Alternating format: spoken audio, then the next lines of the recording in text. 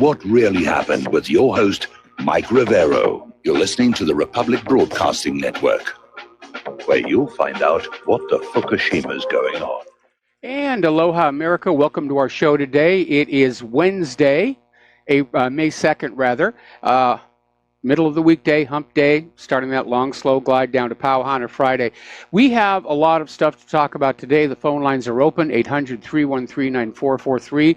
Mike is in our control room, ready to answer the phone and put you on the air. Our third hour guest today is Alfonso E. Chavez, and he's got a very interesting story to tell about how his family came to the United States. He's a legal American citizen. And his father was a doctor, and I'll let him fill in the rest of the story because it was very interesting when he shared it with me, and I decided it was worth sharing with all of you as well. Now, the world is still responding to Benjamin Netanyahu's presentation on Monday about how Iran lied about having a nuclear weapons program. The IAEA has released a statement on this, and they have effectively rejected Netanyahu's claims that Iran has been lying about its nuclear activities by referencing one of their own reports showing there were no credible indications of activities in Iran relevant to the development of a nuclear explosive device after 2009. And the IAEA said documents released by Israel about Tehran's nuclear weapons program do not reveal anything new. And it basically said IAEA knew all about Project Ahmad. They knew that it ended in 2003. The people working on it were assigned to other tasks. And this information was turned over to the IAEA as part of the groundwork for the P5+1 deal. And as I reported yesterday, the latest theory is that in point of fact, Mossad did not get into Iran and steal a warehouse full of documents and drive to Israel in just one night, but they hacked into the IAEA's database and simply downloaded copies, and they put them in all those binders and all those CDs mounted on the board, to make an impressive looking show. Look at what we've got. See, isn't this better than a cartoon bomb? But the IAEA has basically said there's nothing new here. That IAEA knew about all this. They didn't think it was relevant. And Israel's just lying again. And analysts are reminding everybody that Netanyahu is the wrong person to accuse Iran of seeking nuclear weapons, as his country has nuclear weapons, tried to sell one to South Africa, refuses to sign the Non-Proliferation Treaty, which makes U.S. financial aid to Israel illegal, refuses IAEA inspections. So it's tremendously hypocritical of Israel to be out there screaming about anybody else's nuclear weapons. Article that came out of the New York Times. I have to give them credit here.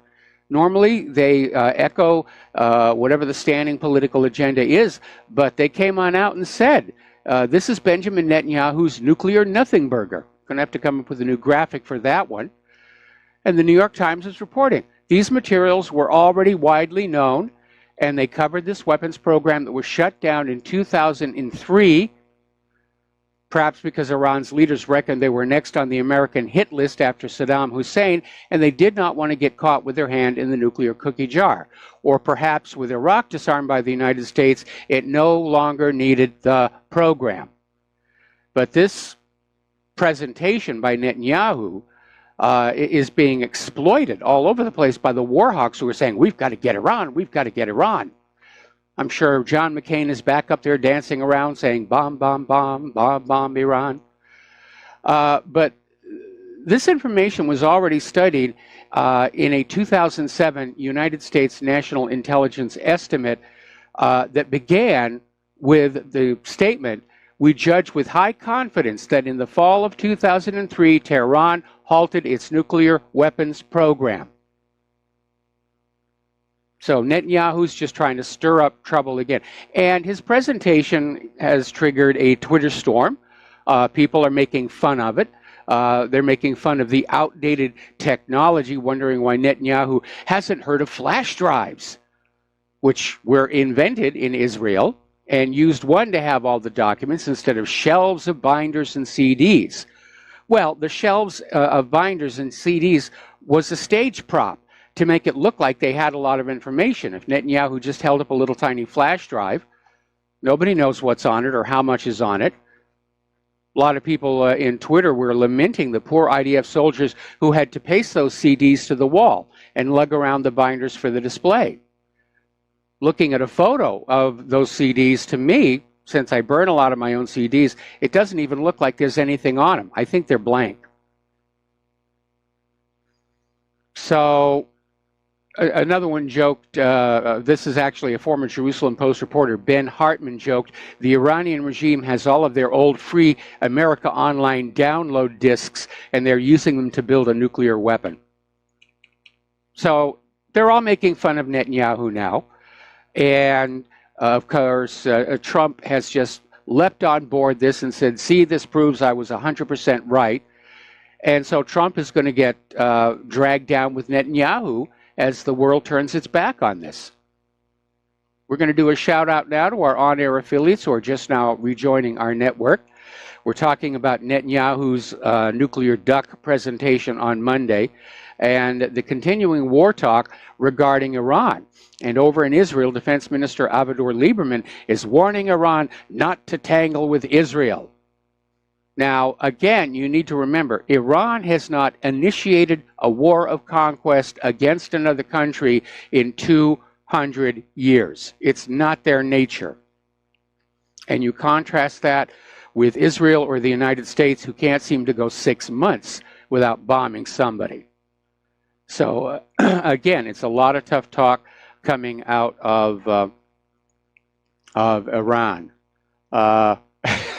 Somebody just wrote on in saying he's pretty sure he saw a Led Zeppelin disc up there on that display board with all the other CDs. Now, Netanyahu is out there saying that Israel doesn't seek war with Iran, which, of course, is standing in direct contrast to statements made by other members of his government. And maybe Netanyahu is actually speaking the truth. He wants Americans to have a war with Iran, like they did with Iraq. Israel wanted Iraq broken up, but they didn't want to do it themselves. They got the Americans to do it. Now they're trying to do the same thing with Iran. But Netanyahu is still doing interviews all over the air that Iran is brazenly lying about its nuclear ambitions prior to the 2015 Iran nuclear agreement. But interestingly enough, Netanyahu, when actually pressed on the issue of Israel's nukes, refused to answer. And on CNN, Benjamin Netanyahu was being interviewed by Chris Cuomo, and Chris Cuomo said, a yes-no question for you. You know where I'm going with this. Does Israel have nuclear capabilities and nuclear weapons, yes or no? Netanyahu replied, we've always said we won't be the first to introduce it, so we haven't introduced it. Cuomo said, that's not an answer to the question, do you have them or not? And Netanyahu said, it's as good an answer as you're going to get. Now remember, not too long ago, there was a leak of a Colin Powell email that confirmed Israel has at least 200 nuclear weapons, and most of them are pointed at Iran. So, and again, in spite of the existence of a nuclear arsenal, one of the biggest in the world, Israel will not sign the Non-Proliferation Treaty, which makes it illegal for the U.S. government to continue to give it aid. Iran has no nuclear weapons and is under nonstop verbal threat from Israel warmongers and their surrogates in the United States. Now, the P5+1 deal was very simple. Iran would stop its nuclear activities, which at that time, 2015, was focused on a civilian power station, medical isotopes, things like that. And Iran stopped all of that. The IAEA has confirmed it. The the U.S. part of the deal was they were going to rescind all the sanctions against Iran.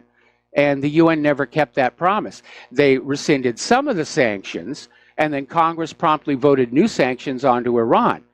So it's really the United States that's been acting in bad faith on this deal. Now, you need to remember, when the former government of South Africa, the apartheid government, fell, documents were discovered showing an arrangement between Israel and the former government of South Africa to sell South Africa a nuclear weapon, the very activity the Non-Proliferation Treaty is intended to prevent. So that paperwork surfaced and basically represents official documentation that, yes, indeed, Israel does possess nuclear weapons. Now, another thing that people need to remember is that Israel loves to get weapons from the West, primarily the United States. They won't hesitate to sell them around the world, including to Iran. And we did a flashback story about how the Homeland Security Department was investigating Israel because Israeli arms dealers were sending spare parts for fighter planes to Iran, flouting an international arms embargo and contradicting the bitter enmity between the Jewish state and the Islamic regime. But it makes money, and that makes it all okay here. Now, Vladimir Putin is throwing his weight into the argument over the P5+1, and he is siding with Emmanuel Macron and Angela Merkel, saying that the deal should move forward, that it's working. It's brought some peace to the region outside of the U.S. interventions. So he's adding his voice to the mix on that issue. Boris Johnson is out there saying that Great Britain should stick to the nuclear deal despite Israel claims of Iran lying. So nobody's buying Netanyahu's presentation. Meanwhile, over in Iran, following last Sunday's major airstrike by Israel into Syria, Hassan Nasrallah is saying that Israel is now in direct confrontation with Iran. And he's basing it basically on the attack on the T4 base or airport on the outskirts of Homs, and that targeted Iranian forces. And then, of course, there was the other attack on Sunday. So, yeah, Israel is attacking Iranian assets inside Syria, where they have no right to be. It's a blatant act of war against not only Iran, but Syria as well. Now, there's an article that came out in Russia today. U.S. plan of last push against ISIS raises specter of Syria partition. And we know that this has been talked about many times before. State Department spokeswoman Heather Nauert said yesterday that the operations will be conducted by the U.S.-led coalition and local partners, including the Kurdish majority Syrian Democratic Forces. The U.S. will also work with Turkey, Israel, Jordan, Iraq, and Lebanon to secure their borders from Islamic State, formerly ISIS, ISIL, whatever they're calling themselves this week.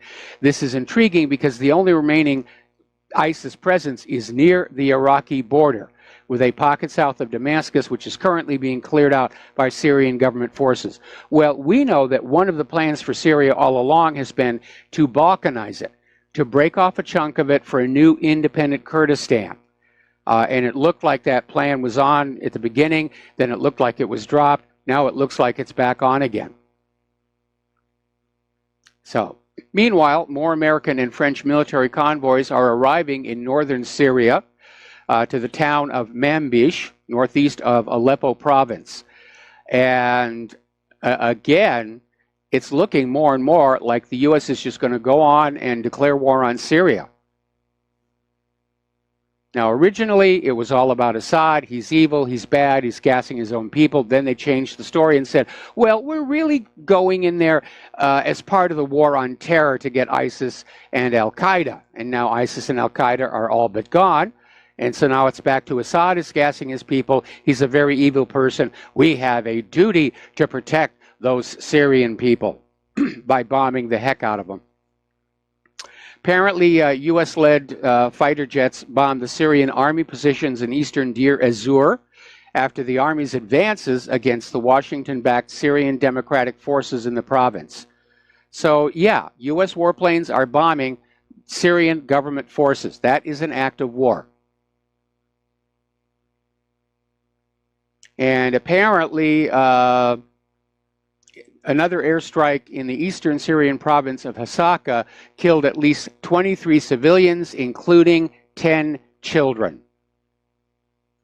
So, yeah, we're definitely helping those Syrian people against the evil Assad. Russia is going ahead with supplying Syria with the S-300 missiles, which will give the Syrian government control over its own skies. It is seen as a threat to Israel's aerial superiority over parts of the Syrian region. And down in Israel, Defense Minister Avigdor Lieberman is saying that if the S-300 is used against any Israeli warplanes, that Israel will attack the S-300 launch platforms. Good luck getting in close enough to do that. But again, the war talk is ratcheting up and bringing us closer to direct conflict between U.S. forces and Russian forces.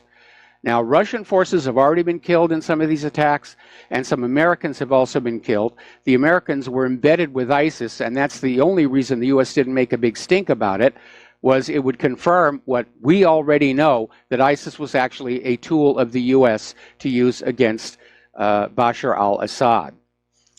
More of the U.S.-backed terrorists have surrendered to Russian military in eastern Kwalamun, and they're handing over weapons that are U.S. and NATO supplied. So it's another reminder of who these terrorists really were working for. Now, we're getting a report. This is coming from Russian Foreign Ministry spokeswoman Maria Zakharova, talking about how these witnesses to the alleged chemical attack in Duma were taken up to The Hague to basically testify. And they took something like, I think, a couple of dozen witnesses. Only 6 were allowed to testify. But apparently, some of the reporters from the corporate media were caught trying to pressure the witnesses to change their story and say there was a chemical attack. And one reporter over at the BBC is claiming that a 12-year-old Syrian witness sustained psychological trauma and simply doesn't remember there was a chemical attack. So they're raising on a busted flush with this one. But again, the problem with the government lie is they can't back off it. They can't back up and say, oh, well, I guess we were wrong, you caught us. They have to maintain that image of governmental infallibility or corporate media infallibility, or people lose trust in the government. Of course, most Americans have already lost trust in the government. Over in Donetsk, in response to the announcement that the U.S. is sending Javelin missiles to Kiev, they're talking tough and saying, we're not scared of the U.S. supplied missiles to Ukraine. And that these javelins will not give any advantage to Ukrainian troops in the Donbass. Now, either that means they've got some really tough tanks, or they're going to be fighting an unconventional war. Probably the latter. You know, learning the lessons from Vietnam. Even with the U.S. decided advantage in hardware, we still lost that one. Now, Tokyo is getting ready to host a summit with Chinese and South Korean top politicians on the 9th of this month, which also happens to be Claire's birthday. And apparently Japanese Prime Minister Shinzo Abe, Premier of the Chinese State Council Li Keqiang, and South Korean President Moon Jae-in will discuss the result of Moon's meeting with North Korean leader Kim Jong-un, as well as other issues of the international agenda. Now, the Kyodo News Agency reported that Abe had already confirmed the trilateral meeting would be held on May 9th. So it's good that everybody is getting together and talking. And I still think we may see some kind of a surprise come out of North and South Korea, because I don't think Kim Jong-un is really that naive to trust a U.S. promise not to invade. He's got something up his sleeve. We'll be right back after these commercials. And aloha, America. Welcome back to the show. We're talking about Korea, and there are still people out there trying to shove a monkey wrench into the gears of toning down that situation. I'm looking at this article that came out of the original antiwar.com, and it's talking about National Security Advisor John Bolton. And he's not interested in a denuclearization deal to the public. In fact, he's working actively to undermine it.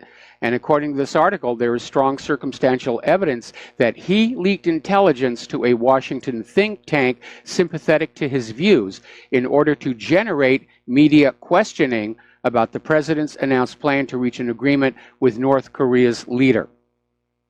So Bolton wants a war with North Korea. Well, John, here's your rifle. Here's your parachute. Here's your day-glow orange jumpsuit left over from the torture centers. And go and have fun. Now, over in Myanmar, a UN Security Council envoy is saying that the government of Myanmar must conduct a proper investigation into the alleged atrocities against the Rohingya Muslims in the northwestern state of Rakhine. And during a visit to both the Rohingya refugee camps in Bangladesh and Myanmar's restive Rakhine state, from whence the Rohingya were driven, British ambassador to the UN, Karen Pierce, spoke to several women and girls who recounted their ordeals and pleaded for the UN's help. There is a lot of evil going on in the world. We're seeing it in Myanmar. We're seeing it in Palestine. We're seeing it, obviously, in Iraq, Afghanistan, Libya, Yemen, Syria, and everywhere else the U.S. has got military that we don't know about. Now, Palestinian Authority President Mahmoud Abbas made a speech the other day which has drawn huge criticism. Now, in his speech, Abbas claimed that one of the reasons Jews had been persecuted over the centuries was because of their social behavior related to interest and banking. And basically said the Ashkenazi Jews are descended from the medieval Khazar converts to Judaism and not the ancient Hebrews. And of course, he was immediately attacked because Israel's hold on Palestine is based on the claim that the modern Ashkenazi Jews are in fact descended from the biblical Hebrews. Now, there's a very good book called The 13th Tribe that documents the fact that the Central Asian Khazars did convert to Judaism in about 800 AD, and then centuries later were driven northward into Russia and westward into Europe as Khazaria fell. It's well documented. And if you look at the Ashkenazi Jews and their lily white skin, they don't even look like they're Middle Eastern. So Abbas is being attacked. Netanyahu is accusing Abbas of Holocaust denial and just screaming bloody murder about it. Truth is being criminalized in this world. I mean, look at that law that just passed in South Carolina, where it is now a crime to criticize the government of Israel. South Carolina has said that criticism of Israel does represent anti-Semitism, which makes about as much sense as saying that criticism of the Nazis represents hate of the German people. But Israel hates freedom of speech. They want it gone. They want you to believe what they tell you to believe, and that's going to be it. Steven Spielberg is now out there saying that there should be mandatory Holocaust education in all U.S. public schools.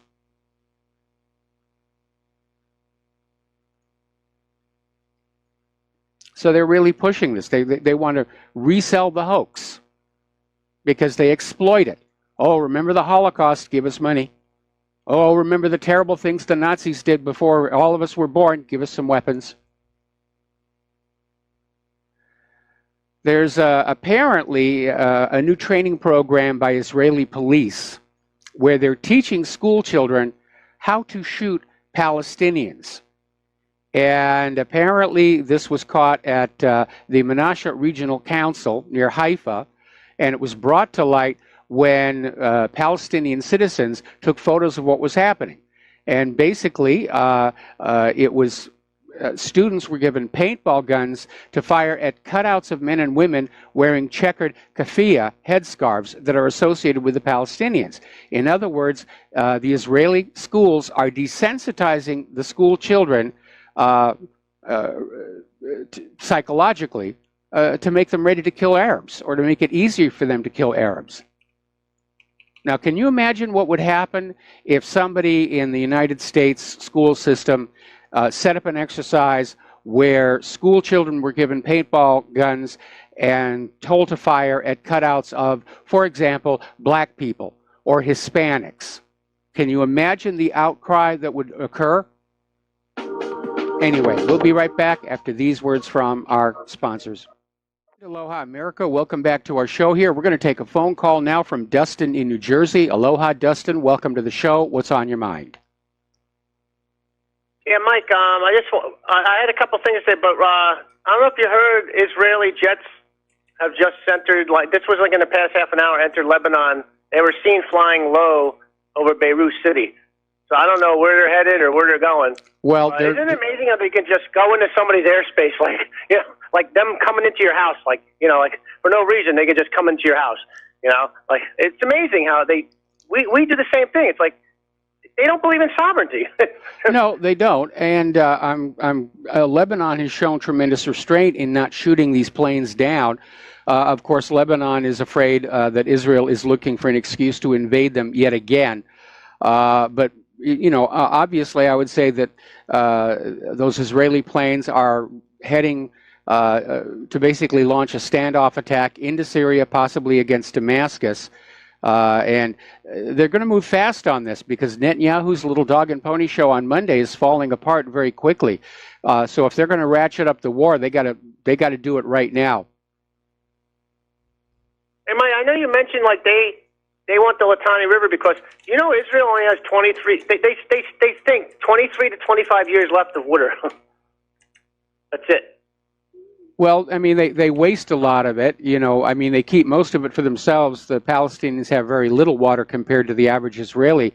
But they want that Litani River. There's no question about it. No, Mike, the Palestinians get water. They pump the sewage. The Israelis pump their sewage into Palestinian areas. This is how much of... no, it's not the Israeli people, Mike. I know we got to keep saying it. It's not the American people, the Israeli people, the British people, or the French people, or even the Saudi Arabian average citizen, not the Wahhabis, but it's the government. It's a small group of people like the John Boltons and, the Lindsey Grahams and this oligarchy, the Clintons, the Bushes. This is the people, Netanyahu, etc., Tony Blair. These are the people that are making the policy. Because otherwise, the average citizens of the world, they don't want any war. Well, nobody benefits from... We do need to point out that the residents of those illegal settlements in the West Bank do behave very badly toward the Palestinians. And as you say, they like to pump their raw sewage onto the Palestinian farmlands or even into the Palestinian wells. And some of these settlers have even gone so far as to pour cement into the Palestinian wells in order to basically deprive the Palestinians of water. The settlers want the Palestinians gone. Obviously people who have made that move to the illegal settlements, they're of a certain mindset. Remember, there was this video that came out not too long ago about this young Israeli settler, late teens, early 20s, carrying a bottle of hard liquor, drunk, and just screaming that, God gave him this land and you all have to go away. In fact, I'm going to put that back up, I think. Like, are all those Israelis? Yeah, I don't consider them part of Israel because they're like super extremists. Yes.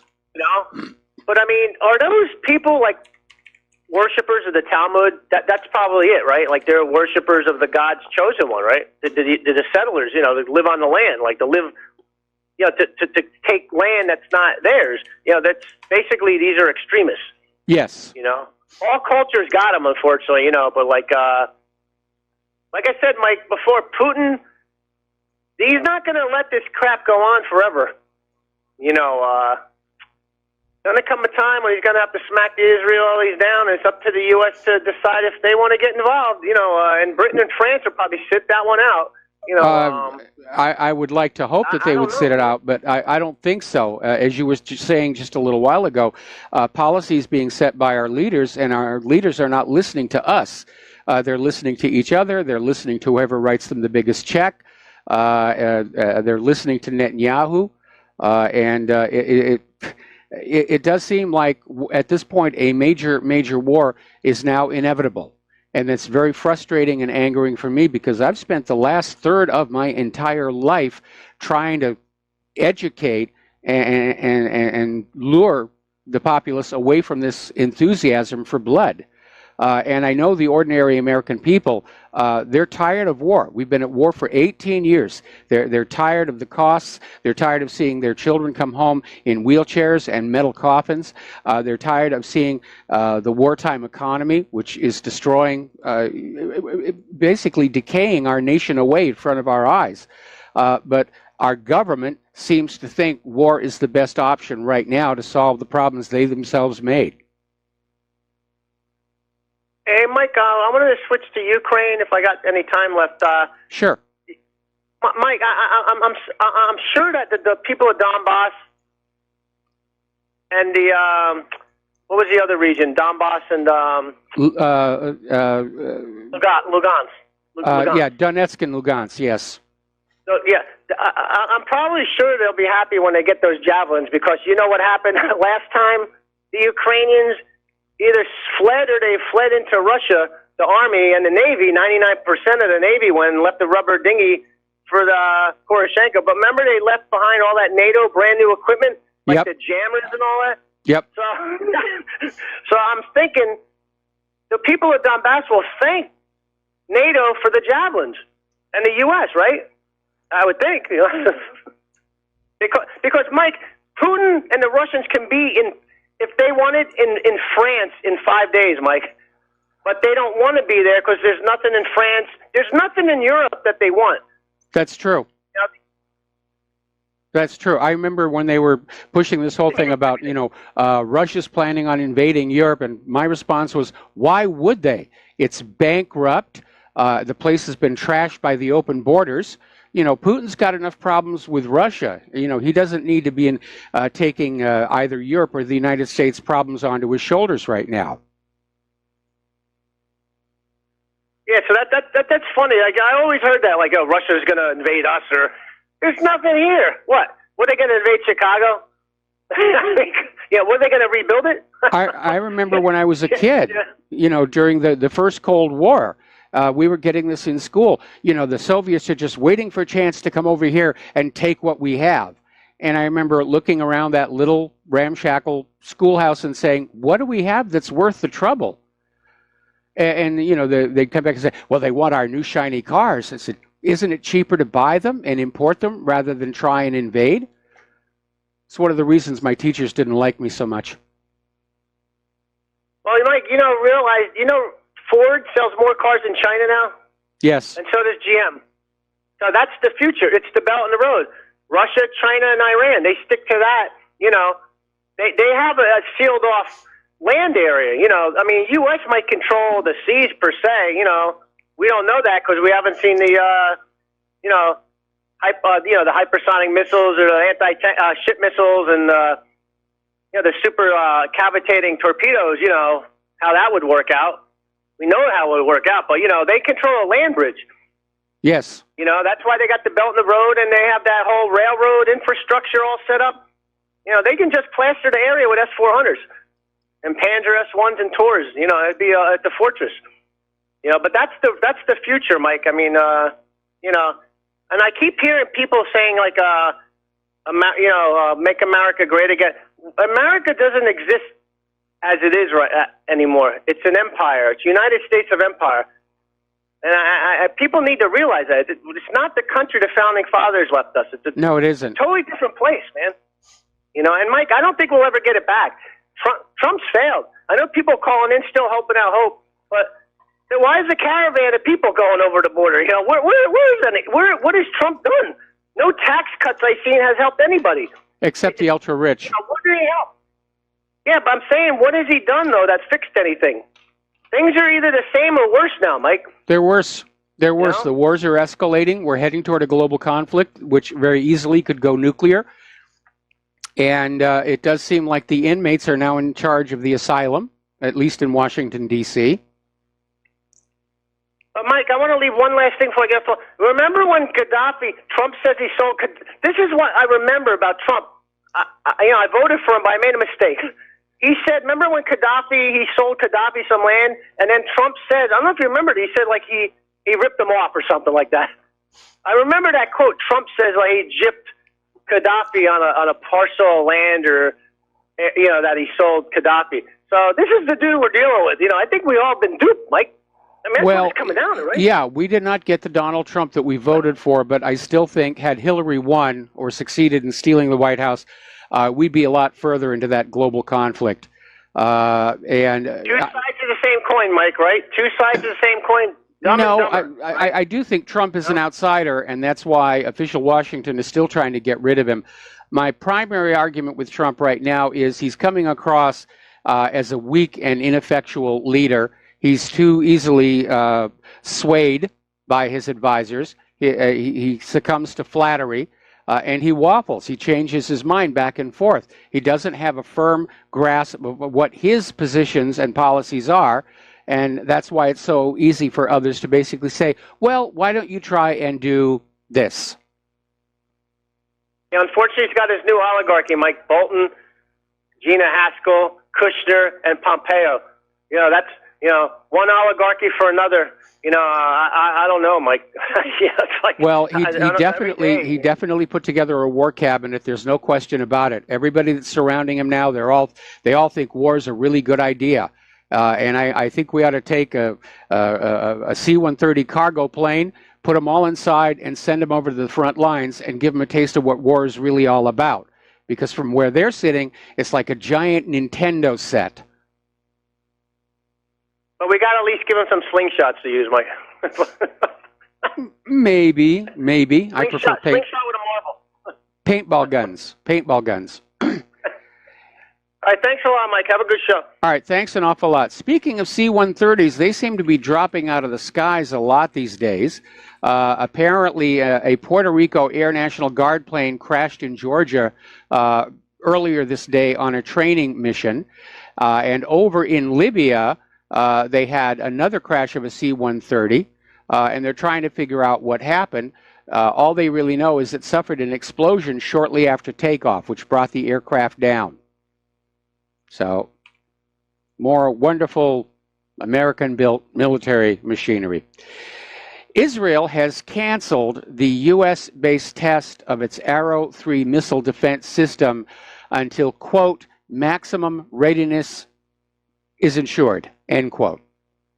Meaning they don't think it's ready to work. They don't want to be embarrassed by it. And everybody's stretched all across the globe here. Over in Germany, they have 128 Eurofighter Typhoon jets, 128, of which only 4 are ready to fly real combat missions. And the rest are off combat status due to dysfunctional self-defense systems and a lack of air-to-air missiles. So it's one thing to be spending huge amounts of money for a military and quite another to be spending huge amounts of money and still not have a working military. 4 out of 128 jets. That is pretty bad. Pretty bad. Now, there's a federal judge who has just decided that Iran was somehow responsible for 9/11. No evidence. The judge simply declared a true finding. In other words, he's convinced, he believes it to be true. And as a result, he has ordered Iran to pay more than $6 billion, with a B, dollars, to victims of the 9/11 terrorist attacks, despite the fact that most of the alleged hijackers were actually Saudi, and no direct link was ever found to Iran. But the judge just went ahead. District Judge George Daniels said, no, it's Iran. It's Iran, $6 billion. So it's another way to goad Iran, because if Iran refuses to pay the $6 billion, there'll simply be more sanctions. It's another prod, trying to get Iran to do something that can be pointed at as, oh my goodness, look what Iran did. We must respond militarily. We'll have Germany send in their Tornado fighters, all 4 of them. Now, over at the Judiciary Committee, the House Judiciary Committee, the chairman, Bob Goodlatte, is saying it is time for an investigation into the allegations that the Obama Justice Department pressured the FBI to shut down its investigation of the Clinton Foundation during the 2016 presidential election. Now, that is the time when the truth about the foundation should have been made public, so the American people had good information, that they were truly informed when they went to that ballot box. But apparently, the Obama Justice Department pressured the FBI, which is a tacky no-no, to shut it down. And we've been hearing that Andrew McCabe got a phone call from a Justice Department official saying, you know, this is a done deal. It's all over. It's a very inappropriate phone call. Goodlatte is also out there saying that maybe it's time for a real investigation of the Clinton Foundation to find out what was going on.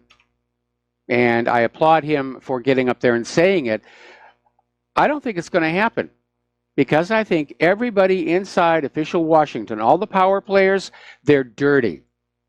And they're tangled up with the Clinton Foundation, either using it as a slush fund, money laundering, tax avoidance, whatever. Nobody wants that can of worms opened. It would bring the entire government down. Now, over at the U.S. Department of State, Mike Pompeo is out there saying that he will make the State Department great again, as he basically trash talks Rex Tillerson on his first day in office. Now, I'm not sure what he means by making the State Department great again, because his job technically is to carry out the policies set by the White House. But there's a very disturbing quote in there about how the United States Diplomatic Corps needs to be in every corner, every stretch of the world, executing missions on behalf of this country. So it sounds to me like Mike Pompeo wants to run the State Department like he ran the Central Intelligence Agency.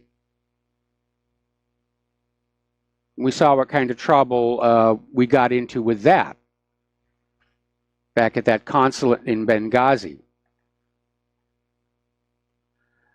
Now, Rod Rosenstein is now firing back at the talk of a possible impeachment, saying the Department of Justice is not going to be extorted. We got to take a break for commercials. We'll be right back. And aloha, America. Welcome back to our show here. And as we were talking about before the commercial break, there is talk of impeachment for Rod Rosenstein. And Rosenstein is out there saying, we're not going to be extorted. And that's in response to the comments by Republicans that the impeachment documents are a last resort. So Rosenstein then went on to say, we're going to do what's required by the rule of law. Now that right there is a very bogus statement for 2 reasons. First of all, the way that Rod Rosenstein appointed Robert Mueller as special counsel to investigate Trump-Russia collusion did not conform to the standards set in the special counsel law, which requires there be a formal, regular Department of Justice investigation.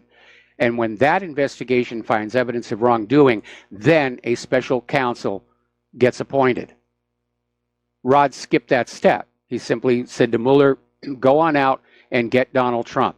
Second point is that technically there is no crime of collusion on the books. There is no law that makes collusion a crime.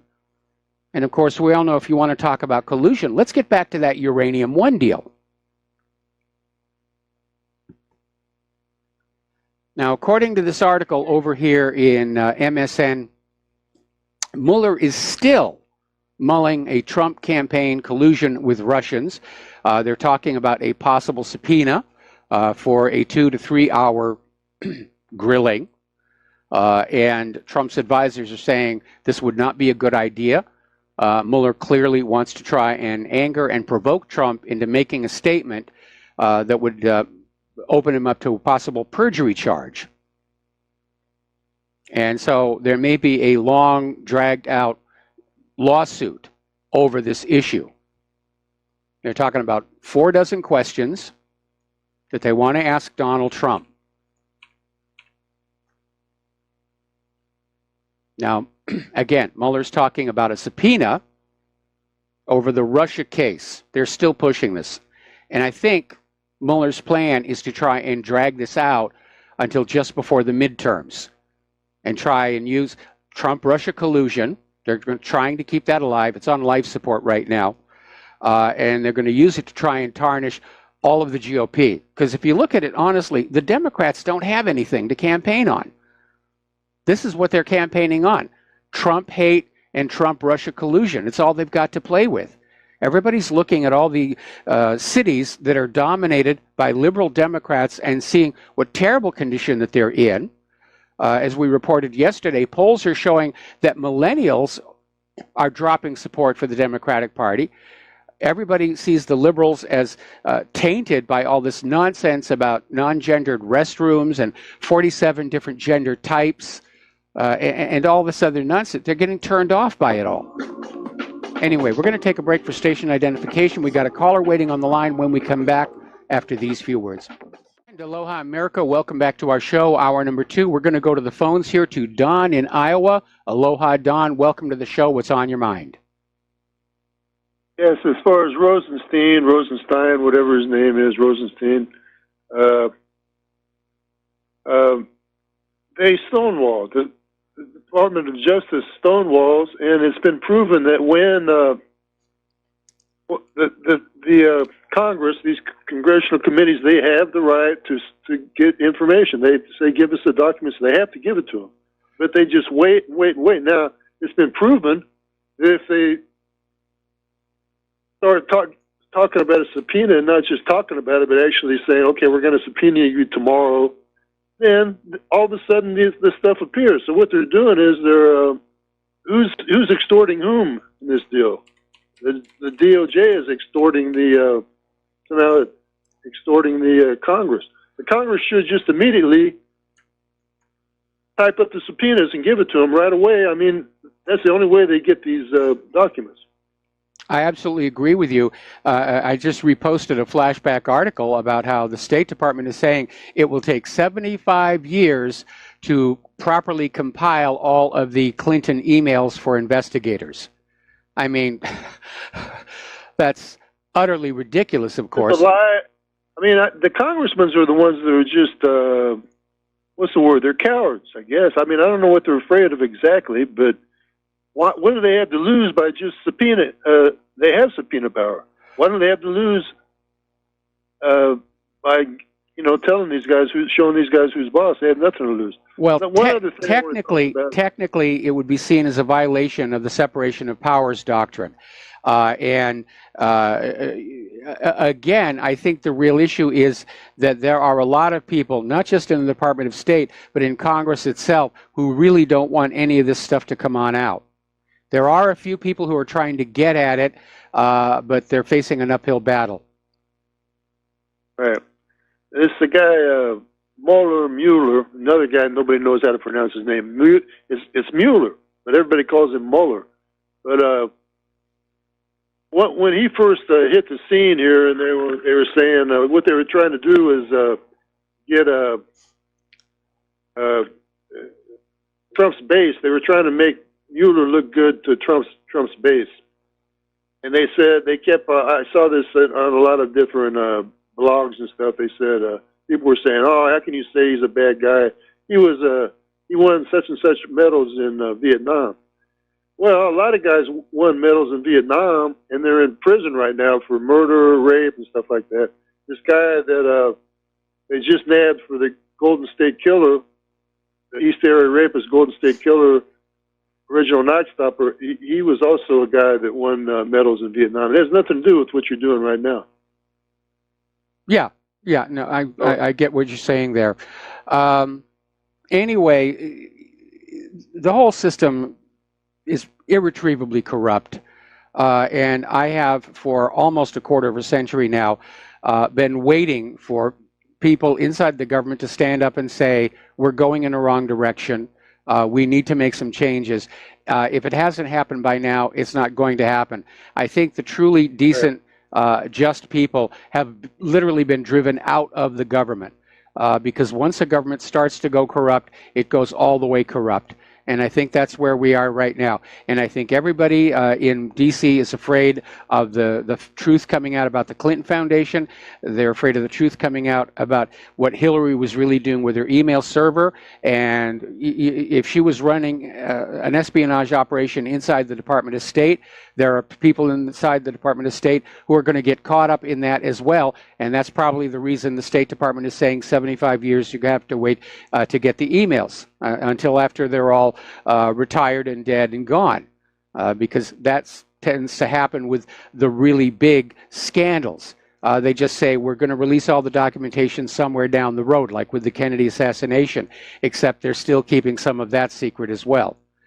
And I'm getting to where I'm just basically losing interest in the whole thing because I'm totally powerless. I have one vote. I can vote, and it's not going to make a hell of a lot of difference. I can go talk to my congressman, and but outside of that, you know, I can call your show. But I mean, outside of that, I can't really do anything. So whatever they're going to do, they're going to go ahead and do. Okay, unfortunately, you're right. I mean, because of the sham electoral system in this country, the American people have been totally disenfranchised. Our role is to provide wealth and new soldiers for the ruling elites, and they don't listen to us anymore. The wonderful government that was crafted by the founding fathers doesn't exist anymore, and our government is openly attacking our Bill of Rights. They're still after the Second Amendment. They've ignored the Fourth Amendment, and now they're trying to basically craft exceptions to the First Amendment.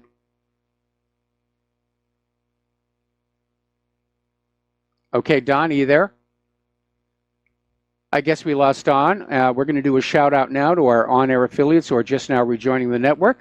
And let's go over to Curtis in Nevada. Aloha, Curtis. Welcome to the show. What's on your mind? Yeah, Mike, I think now we're starting to hit into the nerve center of the deep state domestic. And from what I've listened to other shows, what they're talking about this is the SCS entrenched. And this SCS, they were created actually in 1978. And for some reason, there's like regulations in it. I don't know how that works. This is that they cannot be fired. They cannot be terminated. Once they're in, they can be moved around, which they are. That's why Comey's can be on some kind of with the USB or USB of that bank, and then now all of a sudden he's an FBI director, and they put him in positions where they're not even trained for. And you've got like 10,000 people right now that are part of SCS, and 9 out of 10 of them were appointed by Obama. See, that's a lot. That kind of remember, yeah, when Clinton fired those 500 government lawyers the first day he took office. Yes, all the U.S. attorneys. Right. I think that kind of was all the big setup, and that's why they're so entrenched and powerful.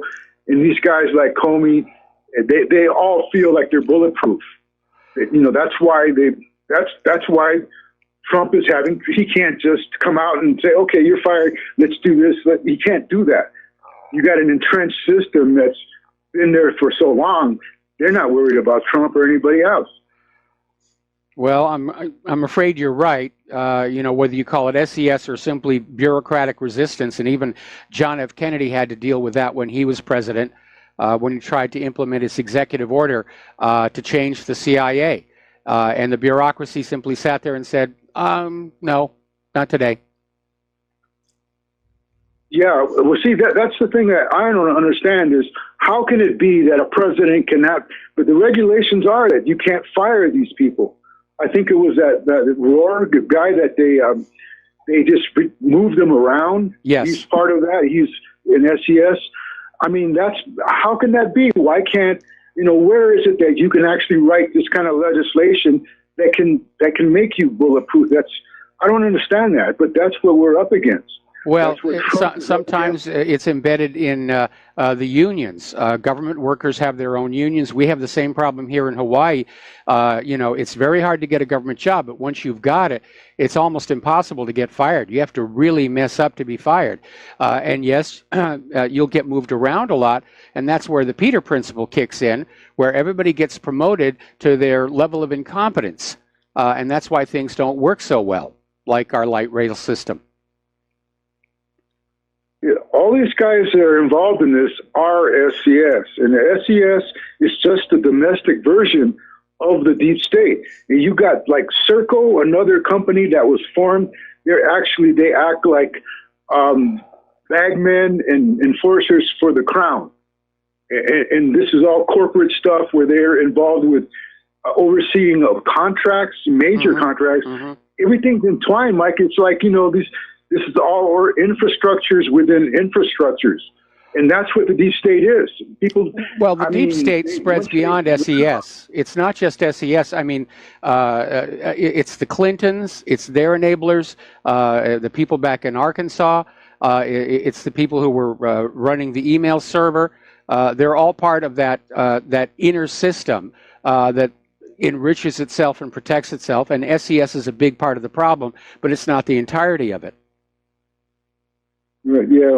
Well, when people call in and they express disappointment and discouragement, they got to understand what we're up against, and you can't just walk away. We can't, because if other people who are pessimistic, they might get discouraged, and just because of that, we just have to keep the fight going. We can't just give up. That's all I can say. This is what we're up against. Well, again, what I think is about to happen is I think the U.S. is going to ultimately lose these wars, and I think we're going to see a massive economic collapse. They had a bad day on the stock market again today, and I'm seeing this government is getting ready to fall, the way Rome fell or the Soviet Union fell, and that really is our best option out of the current mess. Is the government gets so corrupt that at some point the people just stop listening, they stop obeying orders, they stop paying taxes, and they say, this isn't working. The contract with America, which is that Constitution and the Bill of Rights, that contract has been voided, and we the people are under no obligation to a bunch of suits inside the Beltway of Washington, D.C., who are basically in it for themselves. Well, I don't know. I don't think there's going to be a war anytime soon. I think Trump is going to skirt away from this one the way he did North Korea and Syria. But I do think that 5 years from now, if the deep state is in control, that's when Russia is going to say, okay, we know this. Russia knows it's not, they know it's deep state they're up against. And if deep state comes back and takes this country over, Russia will sooner or later come at the Western world. I think the deep state is still as in control of this country as it ever was. Trump has been compromised. He's been corralled, collared, whatever you want to call it. He's too easily led around. He succumbs to flattery. And the wars are growing. It looks like Syria is heating up again. And it was only a few weeks ago Trump was saying he wanted to get out of there. Now his new ploy is, well, I want the Americans out of there, but I want regional forces to go in. The other Middle Eastern nations are all saying, no, we don't need to get into that mess. They're as sick and tired of all of this war as anybody else is. And so that's where that is. But unfortunately, I do think there's going to be an escalation because the U.S. needs a war to try and rally the American people back to supporting the government, because the government understands the American people are very skeptical. They're mistrusting of the government. They're not supportive of the government. The poll numbers have never been lower in terms of approval of either Congress or the government as a whole. And we're looking at this economic hardship. And the government thinks the war is going to fix all that. That if they get into a major war, that we'll forget all about the crimes and the corruption, and we'll throw a snappy salute at the flag and fling our money and our babies onto the designated enemy's bayonets, because that's what worked back in big mistake number 1 and big mistake number 2. Crash of 1907, World War I. Crash of 1929, World War II. Crash of 2008. They're playing the same script all over again. This time, though, I don't think it's going to work, because the American people understand that in this world war, it's the United States government that is the aggressor, that is the bad guy. Yeah, you're right. There needs to be a war, but not for the U.S., but for the deep state. And I still think Trump is going to avoid that. But we do have a lot of problems, and if he can't defeat the deep state, that eventually they will come back. And if they do, Mike, they're gonna terminate us with prejudice, because it should have already, by their time plan, it should have happened already. And they're very annoyed at this, this little speed bump that they had to go through. So we have to hope that we prevail, because we won't have a chance to regroup.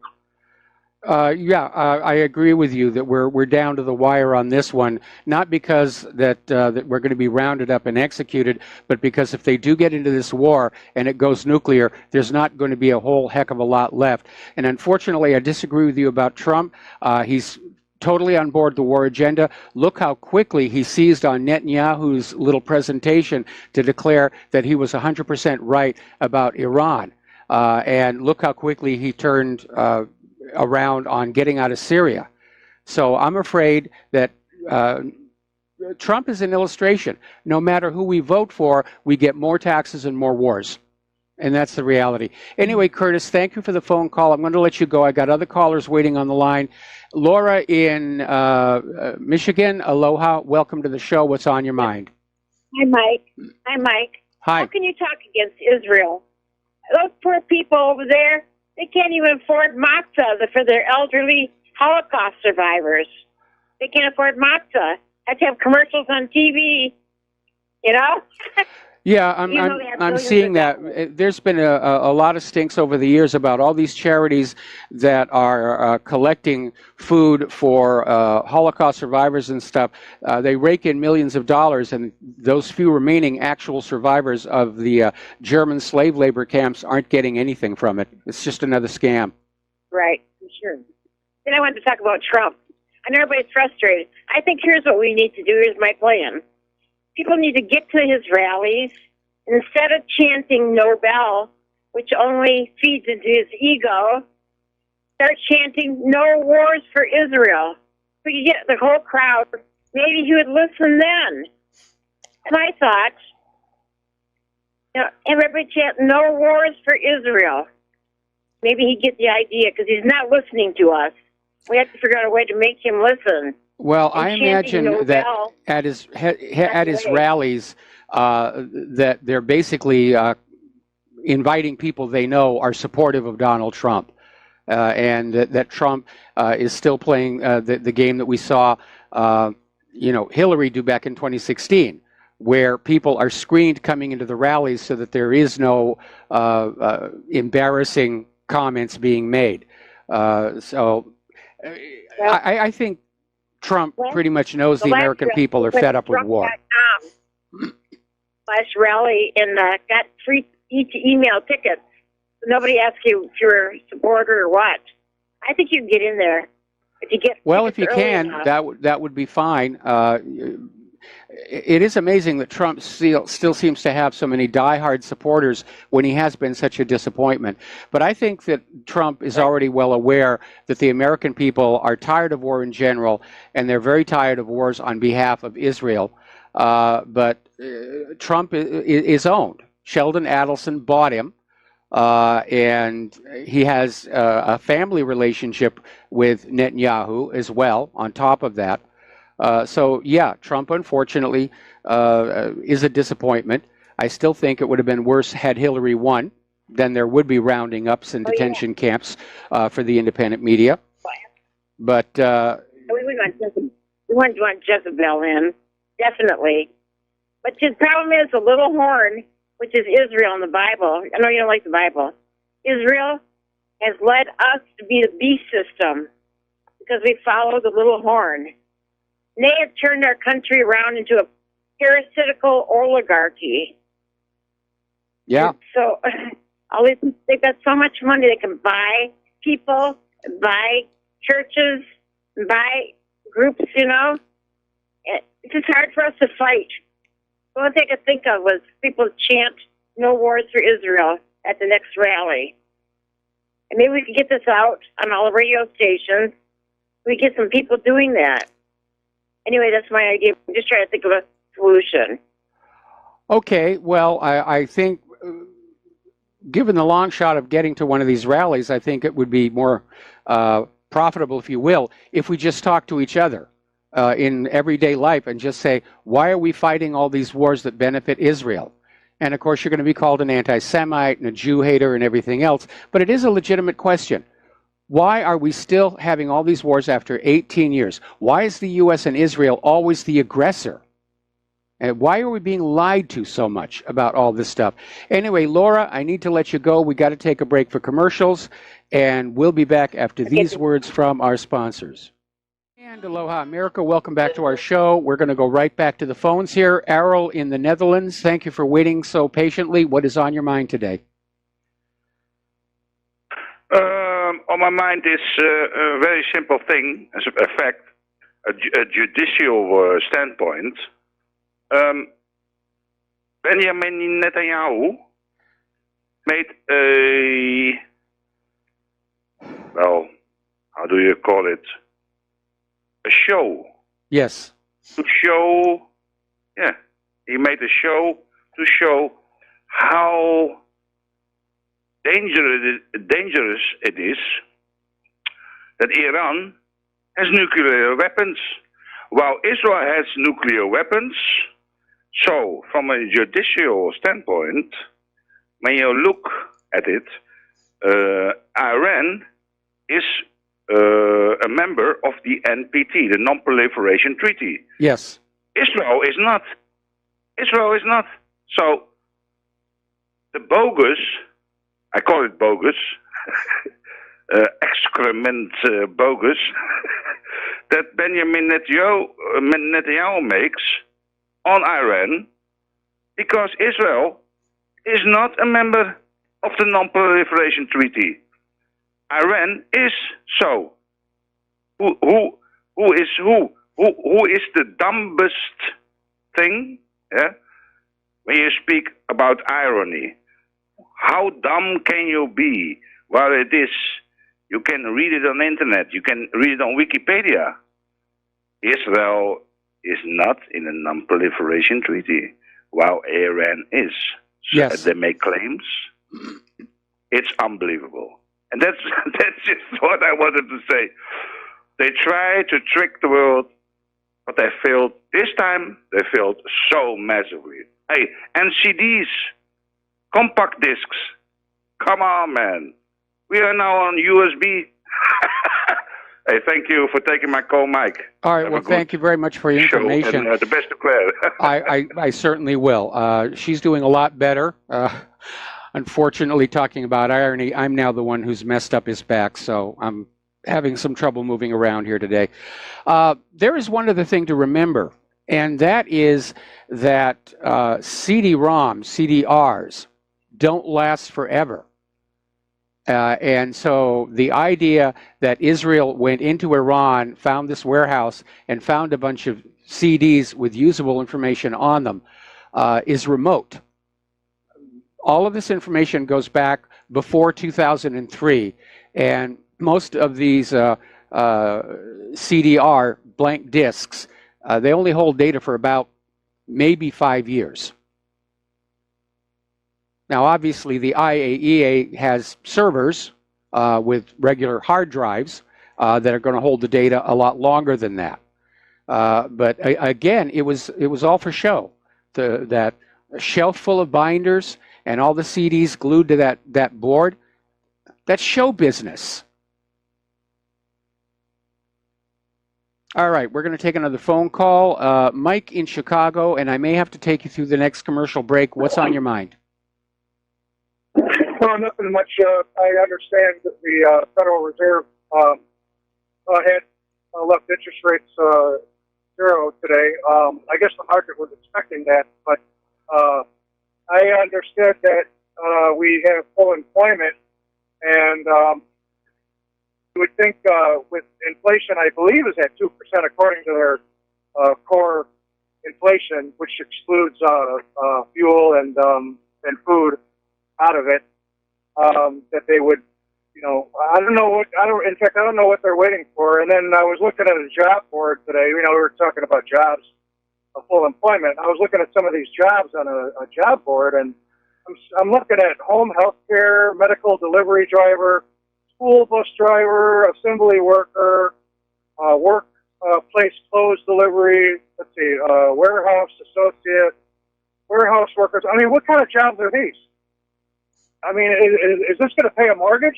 No. Is that going to pay 400? We've had 400 or 500% increase in inflation in food, and how are you going to pay a $9,000 deductible on health insurance? You're not. I mean, the American people are being squeezed for every penny they've got because all the wealth is flowing, if not to Israel and Wall Street, it's going to the war machine. Right. And, furthermore, just my opinion, I'm not by no means, I just like guy out the street. But I don't think they're going to be able to raise interest rates because of this debt that we have. Yes. I mean, we have, I don't know if the world understands it. We have the world reserve currency. I think that's the only reason that we're able to even service or put on, more debt with, hundreds of trillions of dollars in unfunded liability. And people like me, I got another 10 years to go. I think you do too. I mean, before you would consider. Go ahead, carry me over to the break. Yeah, Mike, just stay on the line. We'll be right back after these words from our sponsors.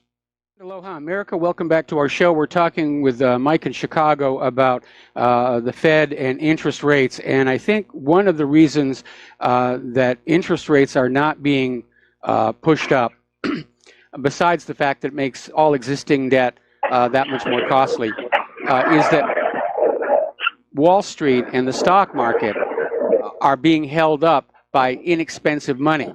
And the way it works is brokers will go on over to the Fed's discount window, and they'll borrow a huge bit of money, and they'll buy a bunch of stocks, which makes the stock price go up. And then the brokers will sell the stock, and they'll take the money back to the Fed with that little bit of interest payment or no interest payment and keep the rest as profit. The problem is if interest rates start to go up, that deal doesn't pencil out anymore. And every time there's talk about the interest rates going up, the stock market takes a hit. Now, it took a hit today, even though the Fed announced they were keeping the rates where they are. That's right, Michael. Am I on here? Yes, you're on the air. Okay, that's correct. So I'm smelling in the, something's starting to smell stinky here. And, I don't know. I don't think they're able to raise these rates. It's kind of funny that, they left them unchanged. There was always a reaction. Yeah, it was positive. And then they took it down. And it seemed like multiple programs, took it down. It wasn't like anything fast. But the thing is, I think they're just playing games. These companies are buying back their own stocks with cheap money, which makes their earnings look better. Yes. It's what it's doing. It's feeding on itself. Let me leave you with one thing here before we go. I live in Illinois. I told you I'm from Chicago. I live in Illinois, and Illinois State owes me $35. I did my taxes. Okay, I still didn't get a check. All right, April 15th was what? Well, it's going to be a month ago pretty soon. But I mean, don't you think I should have gotten my $35 back from the state? And I'm sick of waiting for it. They owe it to me. So now what I'm going to do, I'm going to claim 2 independency. So I'll just, write them a little check next year, whatever I owe them. So I don't even have to worry about it. But I think, well, they don't want to give me my money because they're broke, right? That's happened before.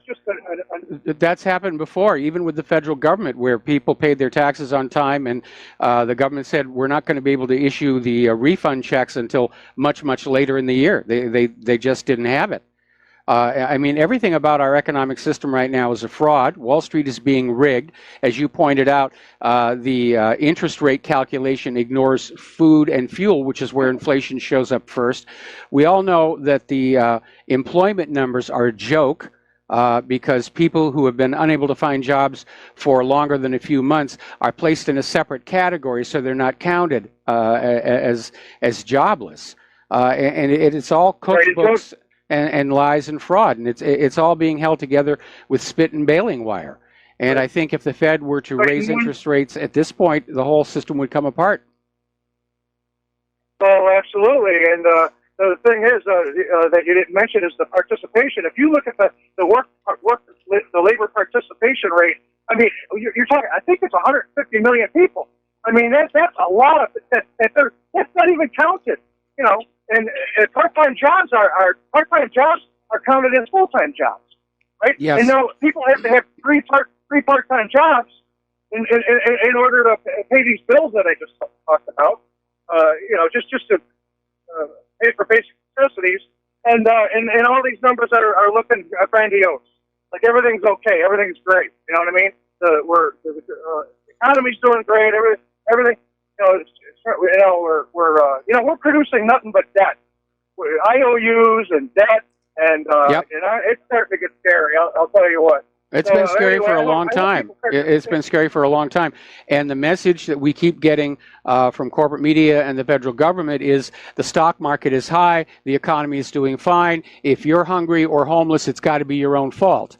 And it's basically just trying to keep the people from rising up and saying it's time for a change. I think Occupy Wall Street really scared the bankers, and now they're trying to propagandize us into saying, oh, it's all our own fault. But Claire and I are involved in a couple of food programs here locally, and we see these people face to face. It's not their fault. They didn't do anything to deserve this. It was done to them. Right. Absolutely. And it only gets better from here. That's why we need. I'm thank God for your radio show. Maybe let's start talking about it. Let's start. Going to be coming. Anyway. All right. So thank you, Mike, for your time. All right. Well, thank you, Mike. We're going to switch over to Dave in Missouri. Aloha, Dave. Welcome to the show. What's on your mind? Howdy, Mike. Hope you're having a blessed day. Thank you. Beautiful out here in the country, except it is 91 degrees in Virginia right now, and today my air conditioner in my truck decided to go out. How great is that? First 90-degree day. The crust, the nerve. Obviously didn't know who he's... Absolutely. Yeah. And besides that, I was stuck in 4 hours of traffic on I-95 trying to get through New York City. But anybody who's been through New York City knows that's just the way things are going to go. Yes. And we have got to have infrastructure spending. What happened? This is the most vital thing. I've got a couple of issues with a few things that I've heard. I agree with the last caller who said the Fed really can't raise interest rates right now because this is a house of cards. They know this thing is long overdue of coming down on their head. They don't want to exacerbate that or make it happen any quicker. So they're going to do everything they can to keep a lid on this little shell game that they've got going on for as long as possible, understanding that when the bottom goes out of it, everyone is coming after them.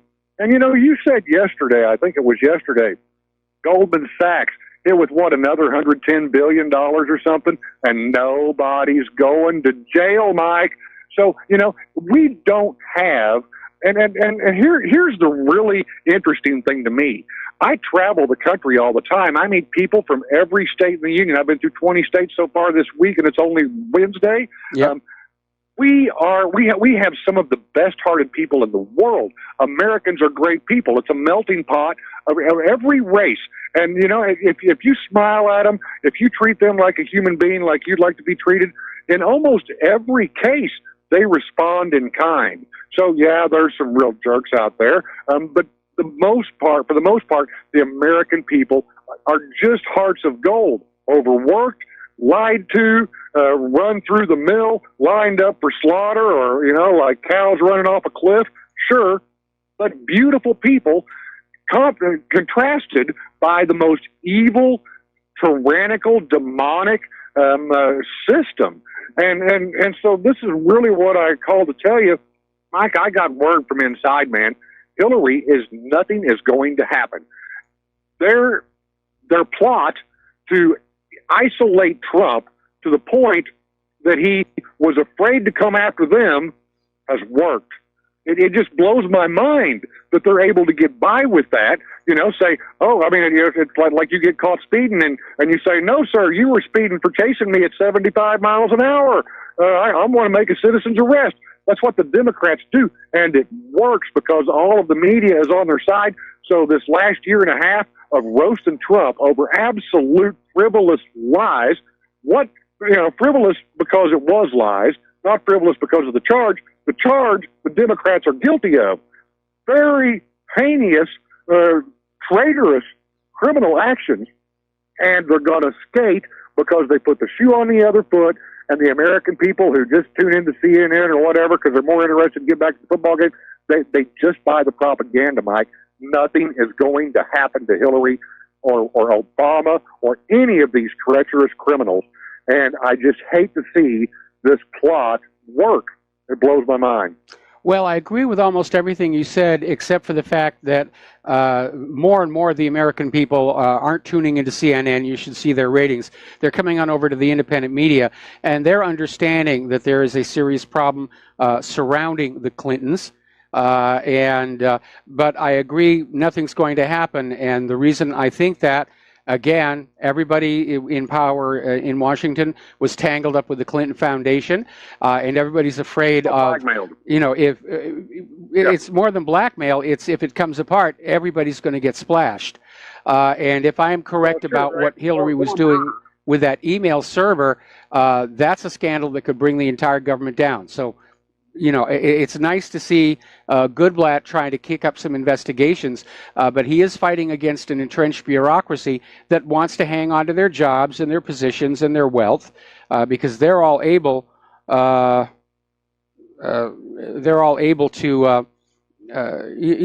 basically hang on to their jobs. Well, you know, if anybody actually still believes that the Clintons will ever see justice, all you need to realize is that now, a year and a half later, we only have one independent counsel, and he's still trying to find Russian collusion or a porn star or whatever he's on to next. But there is no one on their trail with all that mountain of evidence. Nobody on their trail. Everybody, so many great patriots have stood up to try to do, and that's why it's discouraging, Mike, because we don't want to teach our kids corruption wins. Just lay down. What are you fighting for? The money's going to buy the outcome. We don't want to teach our kids that, but Mike, it's the reality. And so, I don't want our kids to live in a world that's like that. You know, and that's, I don't either. That's what I call to tell you. I don't want to be the one to say it, but Mike, it's time to throw in the towel and give up, brother, because we are beat. I disagree with you on that. Nothing is going to happen. I'm not giving up. I'm not throwing in the towel. I respect you. I respect you, and because of that, and I won't either. But we're not going to accomplish anything. It's a dead deal, and so we're fooling ourselves. I disagree. Actually, by thinking we're making a difference. We're educating the public, and one thing that we have accomplished is we've removed the government and corporate media's ability to lie to the American people with impunity. We have a very skeptical American people right now. Of course, are, but you said with impunity. I mean, what punitive damages? I mean, what penalties have any of these liars ever faced unless they get caught red-handed, like what's his name, who claimed to be there.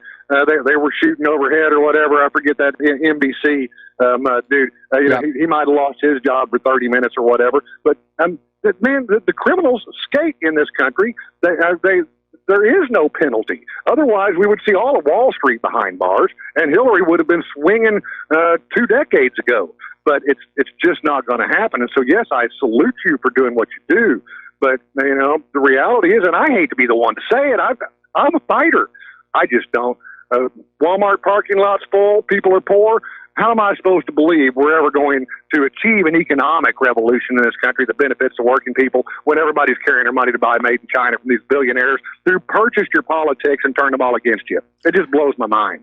I'll grant you the system is totally corrupt, which is why I keep saying our best option is to wait for it to fall apart. And as you yourself admitted, our economy is a house of cards. It's ready to come apart. And it will bring the government down with it, because we, the American people, are going to look at the devastation and say the government is to blame. And the government will have to... Which is why they have to do cashless. That's why they have to do cashless now before it happens. Their only hope of keeping control of the levers of power is to get cash out of everybody's hands before the dollar collapses. Put us all on a chip, put us all on a card, keep all the money in their criminally controlled organizations. They can prop it up longer. So that's the next big push that has to happen for their physical survival, is that they have to get rid of cash in the short term, because when the dollar collapses and the run starts, they're all dead. So how do you diffuse that? First, you make everybody a slave to your chip, to the little card, to whatever. And that's going to be the next thing come down the road, because it's a matter of necessity for their physical survival. That's what they have to do now. Since we're this far down the road, the only thing left is to get rid of cash.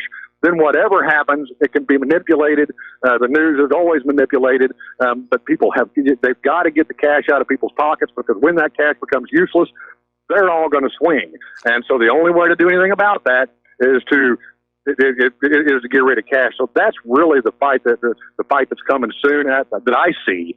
And and it's a matter of their necessity again, or they have to do it. Well, I'll tell you, the implementation of that cashless society is in trouble, because once again, I was at the Safeway market just a day or two ago, and once again, the system was down, and only people with cash were able to walk out of there with their groceries. Anyway, listen, Dave, I need to let you go. I give you a lot of time on the air here. God bless your audience. Please support RBN, folks. Peace out, brother. All right, thanks an awful lot here. We're going to start with Al in Canada, and Al, I'm probably going to have to take you through the commercial break. What's on your mind? Hi, Mike. I like your last caller. Up here in Canada, we have our central banker, Stephen Pelosi, head of the Bank of Canada. He's a figurehead, as you know. Pelosi's Canadian household debt of $2 trillion demands cautious approach on rate hikes. That just reinforces everything that's been said on your show for the last half hour. Yeah. Right. Well, we've been charting the debt trap U.S. economy for a very long time, and ultimately the fault lies with that Congress and President Wilson, who enacted the Federal Reserve Act, because by design, private central banks create more debt than money with which to pay the debt. And it doesn't matter where the debt is, whether it's corporate debt or on your credit cards, the debt grows and grows and grows. And it may get moved around, but it never goes away. No, it doesn't. It's the corks and the rowboat or whatever, or in the dam, whatever. The holes in the dam when so many fingers and only a couple, So, in the United States, you have these things called unfunded liabilities because you don't have health care and all that stuff. You've also got a pension problem, right? Yes. That's looming. Social Security's broke. Oh, geez. Okay, Al. And to top it all off. Al. Yes. Al, got to put you on hold. Got to do a commercial break. Sure. I'll come right back to you. And aloha, America. Welcome back to our show. We're talking with Al in Canada. We're talking about the Canadian economy. We're talking about the problem with debt. And, of course, I remember not too long ago there was a big stink over the fact that Canada's central bank is actually owned by Canada. And as part of their charter, they were to provide interest-free loans for infrastructure development. But the Canadian government, a while back, stopped taking advantage of that and started borrowing at interest from regular banks and sticking the Canadian taxpayers with those interest payments. Yeah, exactly. Mike, I want to read something for you right now. It's going to be really quick, and this is a quote. What is essential for everyone to understand is that banking is not a science. It's a religion. It's based upon belief. It has no basis in science whatsoever. And that's the prologue to your website. Yeah, that's today's thought of the day. I should have said unquote when I finished the first sentence, but it's true. It is. It's a religion. It's a bunch of beliefs. People actually believe this crap. Yeah. Anyway, anything else? Here's what's worse. Yeah. What's even worse is keeping these inflation rates artificially lower for even longer develops even more debt. In other words, more loans, more money creation. The velocity of money, in fact, is actually starting to decrease. But at the same time, inflation's going up. This is not a good thing. No. This is not a good thing at all. Anyways, and you know why. I'll let you go. So thanks a lot for your time, Mike. All right, thanks an awful lot there. And the U.S. government first quarter borrowing set a new all-time record. They can't control it. They're borrowing like crazy and spending it on war. And they're bankrupting the nation in the process, which is exactly what led to the downfall of the Soviet Union, is they overspent on their military, neglected their people, and the Soviet Union fell. And that's why I think the same thing is bound to happen here. Okay, well, Donald Trump has now been formally nominated for a Nobel Peace Prize. And I'm wondering what they're trying to get in exchange for it. And I think it's as obscene as Obama getting the Nobel Peace Prize, because Trump is not a peace president. Yes, he's a war president. I think credit for the stand-down intentions in the Koreas goes to Moon Jae-in and Kim Jong-un, and not Donald Trump. And Donald Trump is certainly not working for peace in Syria, or Iraq, or Afghanistan, or Libya, or Yemen, and now, of course, Iran is in the gun sights. So it's a joke to even consider giving him the Nobel Peace Prize. Okay, article coming out of Sputnik News. No Trump-Russia collusion, how Soros-Clinton effort to dethrone Donald failed. And basically starts with a reminder. The House Intelligence Committee did not find any evidence of collusion between Donald Trump and Russia. And that was their official conclusion. There's nothing there. There's absolutely nothing there. But still, Hillaryites and the DNC are trying to push this story because it's the only card they've got to play going into the midterm elections. Because they don't really have a platform that speaks to ordinary voters. It's all pandering to Black Lives Matter and LGBT and snowflakes. And that base is starting to dwindle. Okay, we're going to take a break. We'll be back with our third hour and our third hour guest after these few words. Aloha, America. Welcome back to our show, hour number 3. And we're still trying to get in touch with our third hour guest. So let me get some more news in here while we're waiting for that. Now, the other day we reported on how the Democratic Party had purchased Hillary Clinton's email and voter data list for basically about $1.5 million.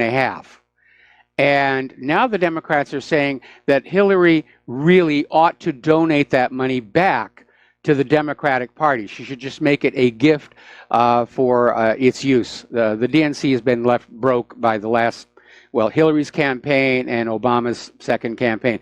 All I can say on that one is good luck on that one. Hillary does not let money go easily. Meanwhile, and a good example of that came on out from this Washington State story where there was a donor to a Hillary Clinton nonprofit group. Onward Together is the group. It's a political action organization Hillary Clinton formed after she lost the 2016 election. And he wanted to cancel his regular monthly donation because the group disclosed very little information on how the money was being spent. And he went back to the website and discovered that nowhere in the website was there an option to discontinue your donations. Once you committed to the monthly payment, there's no way to cancel it. And so this Seattle man, Corey Kosielniak, I think that's how it's pronounced, has taken a complaint to the Washington State Attorney General's office. So you got to be careful when you look at a politician's website and make sure that you can get out of whatever it is they're trying to talk you into. Now, as you know, Elizabeth Warren has been the focus of a lot of controversy over claims that her genetic heritage includes Native American, part Cherokee. And apparently this goes back to 1980s. When she entered this in a job database for law professors, and it actually helped her to get a job, to claim that heritage. Well, now Native Americans are demanding that she prove that she actually is Cherokee. One of her opponents has put up billboards. He's an Asian Indian, and he's out there saying, you know, I'm a real Indian, and Elizabeth Warren is not. And Warren is refusing to take a DNA test. And that right there to me gives it away. She was lying all the time. Now there's a new player in there, Debbie White Dove Porrico, and she's an actual descendant of the 17th century Powhatan princess Pocahontas. We've all heard that name before. And she's now out there challenging Senator Elizabeth Warren to take a DNA test and prove her claimed Native American ancestry. And she says if it turns out Warren does have Native American ancestry, Debbie White Dove Porrico will be the first to welcome her to the heritage. But the fact that Warren has not done something so simple as do a DNA test tells us that, yeah, we find out these people lie a lot. Barack Obama lied about being a foreign student when he was in college to get additional financial aid and special perks. So, once a liar, all a liar, I guess. Now, down in Texas, there's been a victory for common sense. The Texas Appeal Court has ruled that Texas can impose a voter ID requirement for the coming elections. And I hope that starts a movement in the other states, because remember, all during 2016, Hillary's lawyers, the DNC lawyers, were going to state after state after state, trying to find a judge who would declare the state's voter ID laws as unconstitutional or racist or some other such nonsense.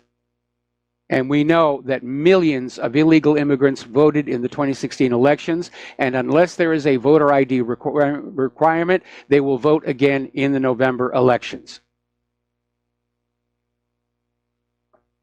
So, finally, some common sense out there. And it's not racist to want to see an ID. You have to have an ID to drive a car. All races get driver's IDs. It's a ridiculous argument. All right, we're finally being joined now by Alfonso E. Chavez. Welcome to the show, Alfonso. Mike, thank you for having me, and congratulations to you and Claire for an outstanding show. Well, thank you very much. And you wrote me a letter a few days ago in which you told me a story. First of all, your parents are from Mexico. You are a legal U.S. citizen. And you had an interesting story about an experience your father went through. So why don't you just start at the beginning and just tell us all what happened? Thank you, Mike. I'd like to share this story for a variety of reasons, but most importantly because of the recent events that we're witnessing transpire in Washington, D.C. And I would like to speak for a small group of people who have had the experience of dealing with something of this magnitude, specifically coming from the FBI and the DOJ, which very few people have experience with. And I figured it was time to write about this, more so because it had happened to us 12 years ago. So I want to be very clear. When I was 34 years old, my father was secretly embroiled in a secret claim against him brought to the FBI and the DOJ by what would be considered a whistleblower. So in ordinary speak, and just to give everyone a historical context, in 1863, Abraham Lincoln borrowed some laws from England that are called the Keatem Laws, and they're now known by historians as the Lincoln Laws. Later on in the 70s and in the 80s, they became what's now known as the False Claim Act. Nevertheless, these laws have been on the books since 1863, and they were enacted in an attempt by Lincoln to go after people that were selling him bad donkeys or bad munitions or any other article that was being used by the Union at that time to support the war. Mm-hmm. And essentially what Lincoln did, to the detriment of all of us today, is that he deputized every single attorney to sue anyone for any reason at any time in the name of the king as for himself. I'm going to say this again very slowly. The Keatem Laws that were brought by Abraham Lincoln to this country, that were on the books, state, and I quote, Keatem pro domino regiquam pro se ipso in hoc parte sequitur, meaning, he who sues in this matter for the king as well as for himself. This was an abomination, a legal and constitutional abomination for a sitting president to deputize every single lawyer and give them the power of the federal government to sue anyone at any time for any reason. Now, lo and behold, my father, a physician, came to this country legally with my mother, married, had 3 children. I was born in Minnesota. We moved to Chicago. We moved to Houston. He finished his medical specialization at Baylor. We ended up in El Paso, Texas. At the age of 62, he started his medical practice at the age of 34. Imagine how many years of schooling he had to go through to be able to start his practice at 34. Now at the age of 61, almost 62, someone decides to accuse him of Medicare fraud. Secretly. There's no knock on the door. There's no phone call. There isn't someone sending us an email saying, hey, we think someone did something wrong here. We need to investigate. We need to look at this. It's not the way these people work. And at this time, lo and behold, Robert Mueller was the director of the FBI. This was Mueller's FBI. This was 2006. So this case starts, and it lasted for 2,136 days. I'll translate that. 5.85 years. 52,000 hours. 305 weeks. I can give you the math and we can break it down. I don't think anyone understands how incredibly vexatious and repressive the FBI and the DOJ are, and how incredibly difficult it is to be able to withstand that kind of action against you. And when I was watching this entire circus unfold with Donald Trump and what they were doing to go against him with the appointment of the special counsel, all of this flooded back to this experience that we had 12 years ago. And nothing has changed, Mike. Nothing has changed. Yes? And with regard to all of this, you have to think, who can withstand any of this? And so I want to make a couple quick points. Right? There's a legal jurisprudence notion called animus nascendi. This is a term coming from Latin that essentially means animus, mind, nascendi, to harm, right? Yes. There has to be some form of intent to harm in the minds of the FBI or the DOJ to go after anyone, a normal citizen, whether it be a doctor, whether it be a nurse, a school teacher, whether it be the President of the United States, whether it be a radio host. It doesn't matter. Very few people can withstand the entire full frontal force of the FBI and DOJ going after you. We happen to be one of the families, one of the few families that survived. Not only did we survive it, I'm perhaps one of the few guys in the U.S. that has beaten Robert Mueller at his game. And how we did that is a complicated and very interesting story in and of itself. But for today's purposes, I wanted to point out to your viewers and to your listeners some very simple points. And I'll make one right now in a very simple way. The Vice President of the United States makes $243,500 a year. After 24% taxes, that's about $59,000. He's left with $185,000 left in his salary.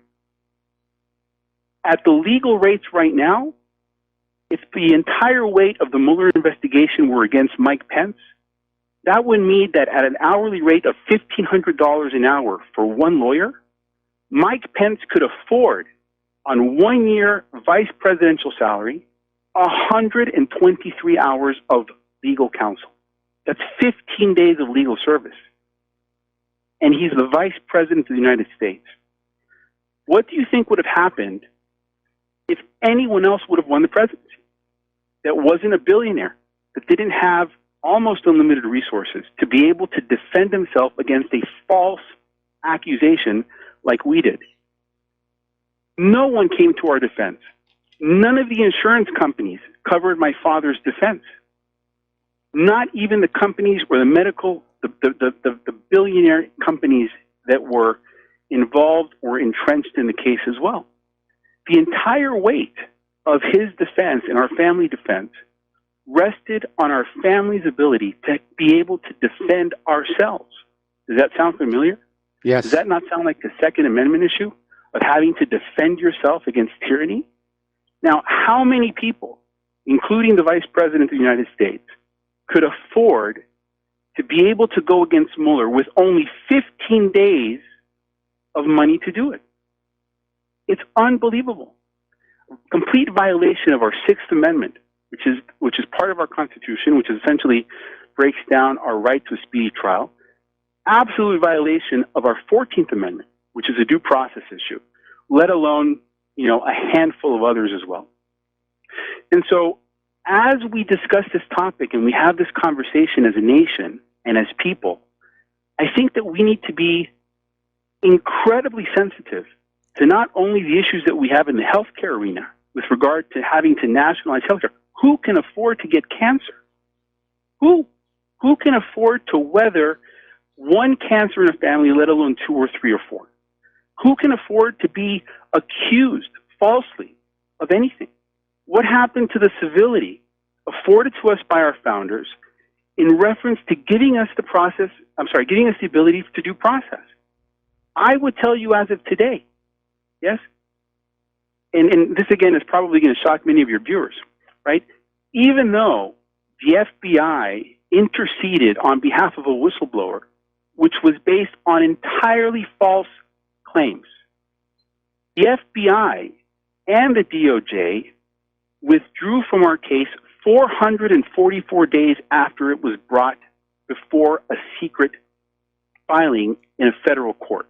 In other words, 444 days after the case was filed in federal court secretly, the FBI and the DOJ basically went off to the sideline. That didn't mean they withdrew, but the government did not actively participate in the case. This is in the case file. If anyone wanted to see it, it's public record. They could find the case and they can read it for themselves. But that doesn't mean they stopped. The prosecutors that had been deputized, yes, Mr. Dumb and Mr. Dumber, a law firm out of El Paso, Texas, and another one out of Las Cruces, New Mexico, yes, thought that they were going to win the lottery. Why? Because they get 30% of the pie, Mike. 30% of the pie. How many people would like 30% of, in our case, $303 million?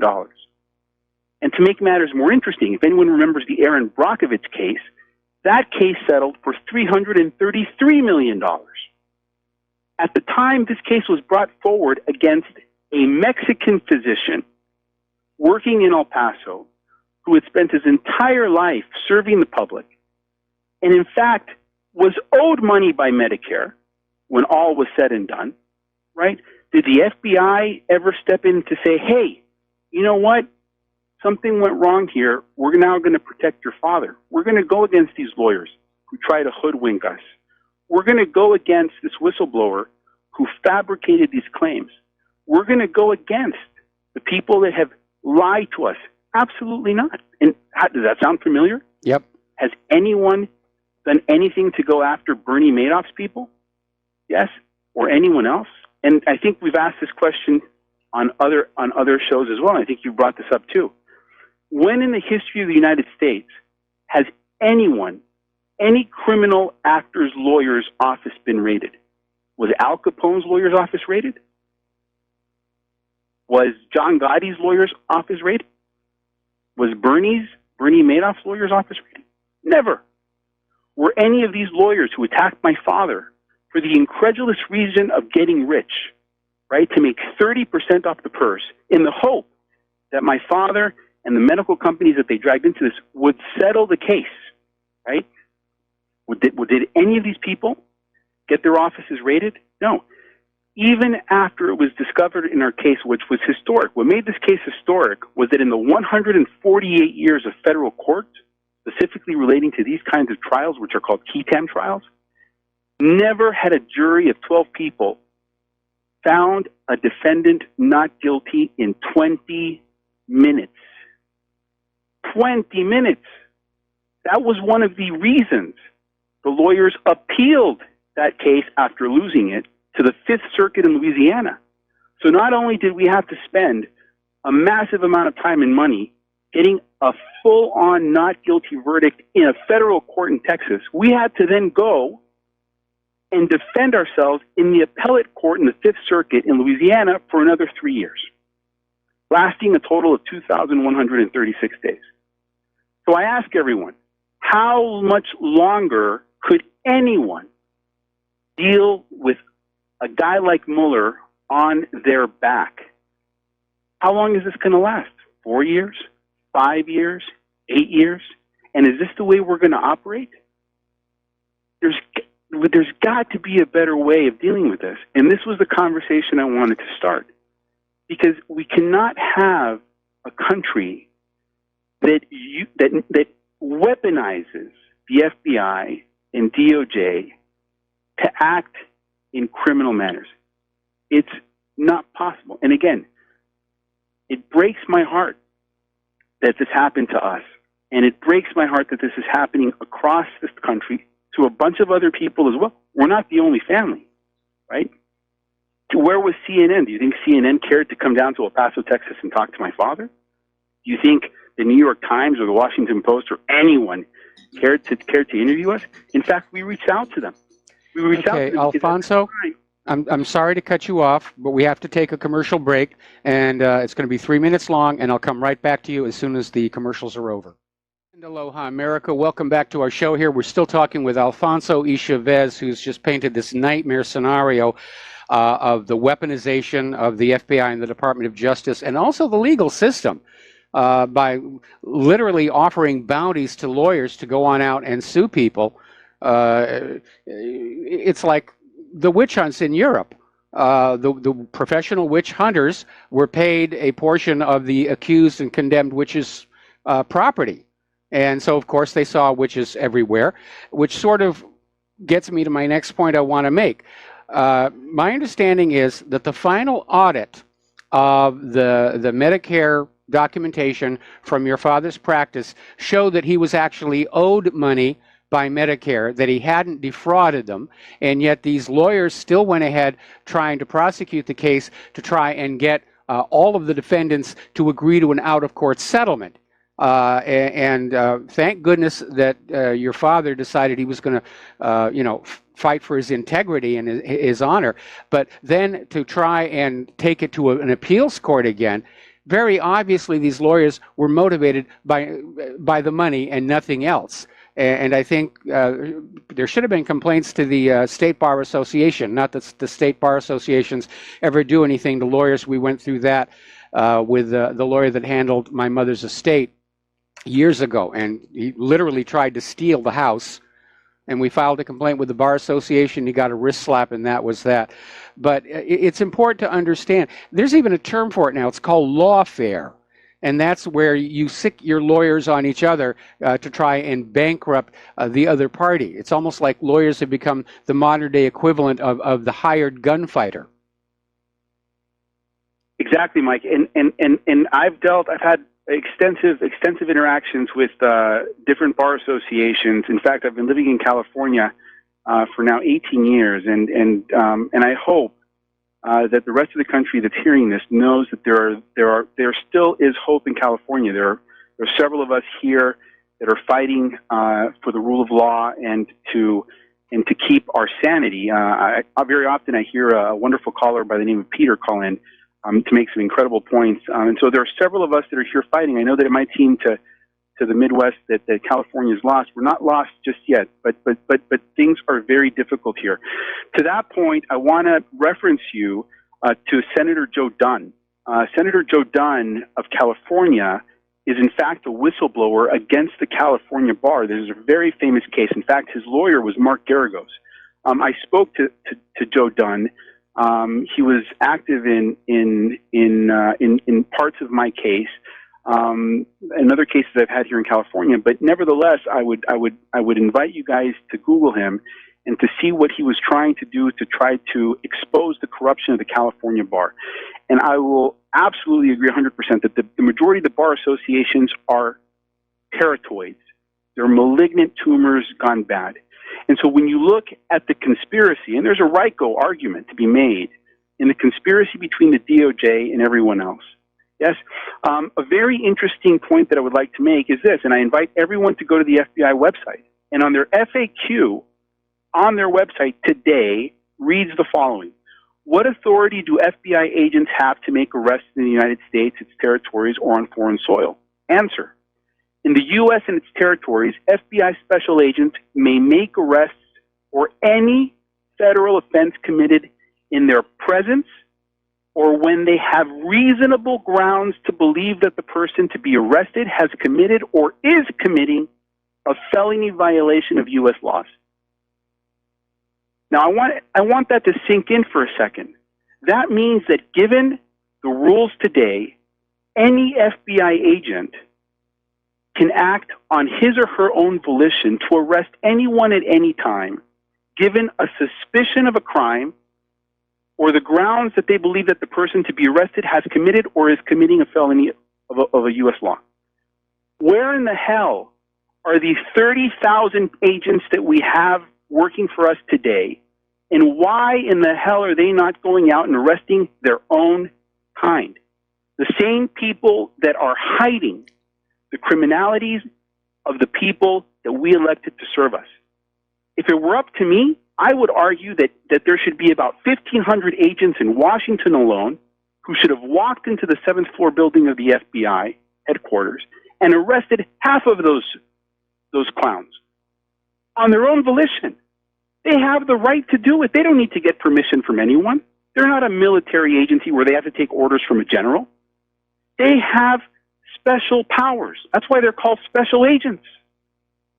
Now, if anyone disagrees with this, then maybe we need to review the FAQ on the FBI. Maybe they made a mistake, right? Maybe they don't have that authority. But from what I'm reading in black and white and what I've known since 2006 is that they do. This was the problem that I had with agents in El Paso, Texas. I kept saying, why are you not going after the bad guys? You have the authority to do it. And they would just wash their hands and walk away. Yes. This is the fundamental crux of the issue, right? for whatever reason, everyone thinks that they need to be given an order from God knows where to be able to do their job. Imagine if police officers in every single state had to wait to get an order to give you a speeding ticket. Where would we be? Okay, Alfonso, we got to take another break for commercials. They're kind of oddly spaced on out. We'll be back in 4 minutes and continue with your story. Aloha, America. Welcome back to our show. We're talking with Alfonso Y Chavez. He's been telling us this horror story of what appears to have been a purely profit-driven prosecution of his father. We know that the real nature of the FBI is not what we see on TV and movies. That's all carefully crafted to give you a public image that the FBI are the good guys. And that was something that J. Edgar Hoover obsessed about when he was in charge of the FBI. There was even a movie made called The FBI Story starring Jimmy Stewart. And you can forget about the director's name in the credits because Hoover was actually on the soundstage every day telling the director how to make the FBI look as good as possible. He even appears briefly in the movie, but only from the backside. We all know from COINTELPRO, that scandal back in the 60s was exposed in the 70s. We all know what the real nature of the FBI is. They're the American equivalent of the Gestapo. They are there to enforce the desires of the rulers, and they're not really all about law enforcement at all. They're about covering up. They're about framing people. They're about blacklisting, people out of Hollywood over Vince Foster and that kind of a situation. So to most of our listeners, your story is not going to be that much of a surprise. But I think anybody who would be honestly thinking about trying to arrest one of these untouchable, corrupt players is going to have to realize what happened to Seth Rich, and that may be cooling their enthusiasm.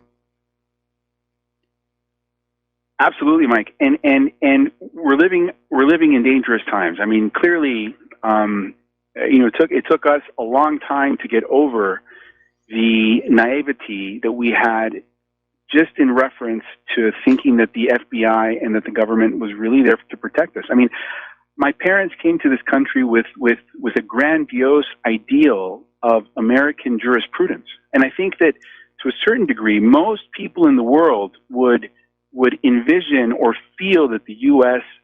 Judicial system is perhaps one of the most advanced or fairest in the world, when in fact it isn't.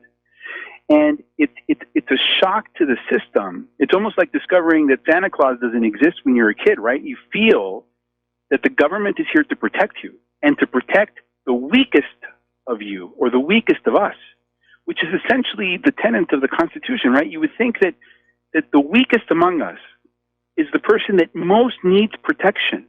Yes, which is why, to a certain degree, our judicial system is comprised of jurors, or should be, right? Yes. With the exception of family courts, and don't get me started with that, right?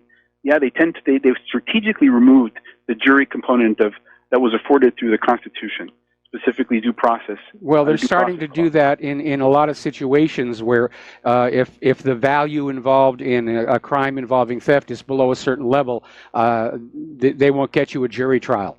And that's a very, very dangerous trend because those jurors are the highest authority in the judicial system. They're there to guard against malicious, profit-driven prosecutors, as you had in your case, or corrupt judges, or judges who are trying to enforce bad law. That's what the jurors are there for. They're the final check and balance. And if we start losing those, then it really does become a kangaroo court and a dictatorship. And in California, I don't know if anyone is aware of this, but in California specifically, the Los Angeles Superior Court, which is one of the largest court systems in the world, the LA Superior Court, which is in downtown LA, has a yearly budget, Mike, of $2 billion. $2 billion. Wow. And they're bankrupt. You cannot get a court transcriptionist unless you pay for it. Let me say that again. They don't have court transcriptionists in court anymore, unless you can afford one and you order one before your hearing or trial. How many people do you think go through the system a day? And based on the statistics I was given, in the Los Angeles Superior Court alone, there are approximately 100,000 cases filed a day. This is the court of Michael Jackson, Kim Kardashian, the McCourts, everyone else in LA that gets processed for whatever reason, yes, they go to the LA Superior Court in downtown LA. How many people, Mike, do you think can afford to pay a court transcriptionist or even know what that is? So imagine you don't have a jury, now you don't have a court transcriptionist, and you're at the mercy of a judge. It is unbelievable. And here we have the FBI that is supposed to deal with these kinds of issues. Don't you think that the FBI should be able to come in and say, hey, Mr. Court System, what's wrong with your finances? How could you be bankrupt? You're the seventh, California is the seventh largest economy in the world, perhaps the eighth, and you can't afford court transcriptionists? So essentially, when you think about it, very similar to the healthcare phenomena where no one has the right to get sick anymore because you can't afford to get sick. Yes. You can't afford to have a legal issue. And this is the crisis that we're living in. And so part of my inspiration, on top of the fact that I love what you guys are doing, and you're doing phenomenal work day in and day out, to much sacrifice, because I know that you're not, you guys are struggling. Yes. And we should all find the opportunity to help programs like yours and independent journalists and advocates like yours who love this country. We all love this country. I love this country. I have 3 kids who love this country. But I am horrified at the day one of my children either gets sick or has a legal issue, because either of those circumstances will potentially kill them. It is unfathomable to think that any of us can support or have to be able to fight against those kinds of demonic situations. It's just not possible. Well, medical bills are the leading cause of personal bankruptcies in the United States right now. We have the most expensive medical care in the world. It's something like 33rd or 34th in quality, and it's all about pushing product. And it's a totally corrupted system. It's all about the money. It is. Food for thought. Who remembers in 1993 when Bill Clinton asked over 90 attorney generals to resign? And I guess we can remind the audience that Reagan did something similar. Do you think Bill Clinton, what would have happened to Trump or any president today had he asked 90 attorney generals to resign? Well, it's at the time, it was basically predicated that, Clinton did have the right to fire them all and appoint new ones. But in hindsight, it was clearly a case of wanting control over the state's attorneys generals in order to forestall certain investigations and prosecutions. Exactly. And then everyone I'm assuming saw the movie American Made with Tom Cruise and can get a better idea as to what was going on. Yes. In those Clinton days. But the moral of the story here is this: in any of these scenarios, right, the first line of defense and the last line of defense are the agencies that are there to protect the people, right? When I grew up idealizing the FBI, right? Mm-hmm. They could do no wrong, right? My parents were oblivious, perhaps maybe even naive to the fact that they thought that the Justice Department and that the FBI knew. When this entire thing happened, and I guess this is a very important point, I don't want it to get missed. All of the billing in 2006 that at least we were doing in the office, about 90% of it was electronic billing. We were sending bills electronically to Medicare and Medicaid.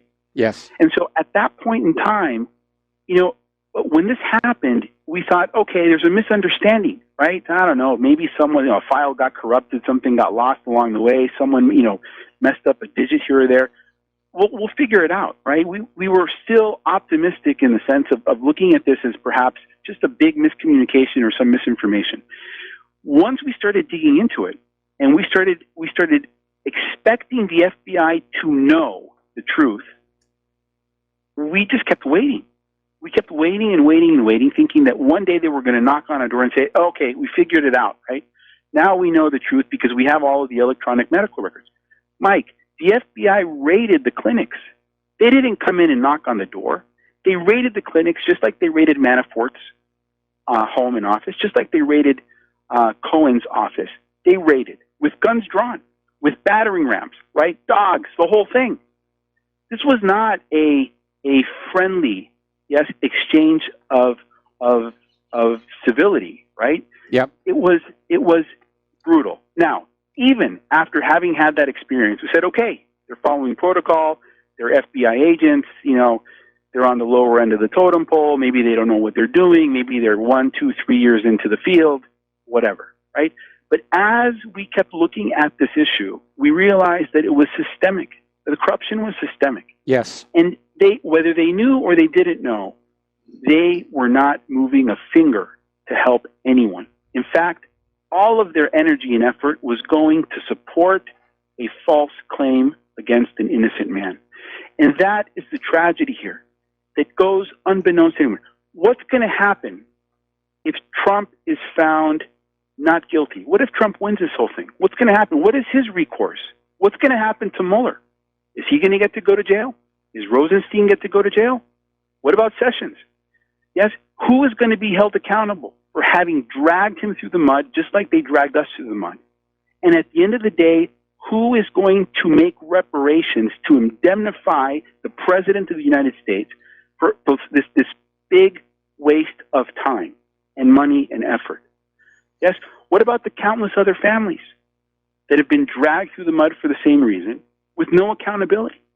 Not even a "we're sorry." Not even, and let me be clear, not even a public "we're sorry." No one from the DOJ went on the podium or a stand or on television to say, we're exonerating Dr. Chavez, or we're exonerating the Chavez family, or God knows how many other people, right? There wasn't an apology letter. Nothing. Zero. And to make matters clear to everyone, zero financial indemnification. Not one penny came back, even after the courts in Louisiana, the Fifth Circuit, held the verdict. And this was the most shocking part of it. When we discovered in court, in trial, during the federal trial, when they discovered that the whistleblower had in fact committed perjury through the attorneys in what was defined as sublimation of perjury. So let me translate that. Sublimation of perjury is when the lawyers tell the witness to lie or instruct the witness to change his or her testimony to make their case better in court. Had that not come out on the bench while the witness was being interrogated by opposing counsel, this case, God knows where we would have ended up in this case. That was the tipping point when one of the attorneys, and there were about 20 of them in the room, yes, not all representing my father. My father had about 4 attorneys of the 20, yes, but of the attorneys that were there, one of them was lucky enough to get the witness to admit that she had falsified her testimony. And at that point, when they counter-examined her, and they said, "Who told you to change your testimony in your dicta?" she admitted that her lawyer had told her. And at that point, the judge threw the gavel down, kicked everyone out of the courtroom, took everyone into chambers, and the next day, everything changed. But that was a Hail Mary moment. It was a miraculous moment that happens rarely in the history of court trials, where you get a witness on the stand to be dumb enough to say, "Hey, my lawyer told me to lie to make the case look better." Right? Oh, okay, Alfonso, I need to interrupt here a little bit. We've got a caller on the line who wants to ask you a question. So let's bring Chris from Tampa in on the discussion. Chris, you have a comment or question for Alfonso?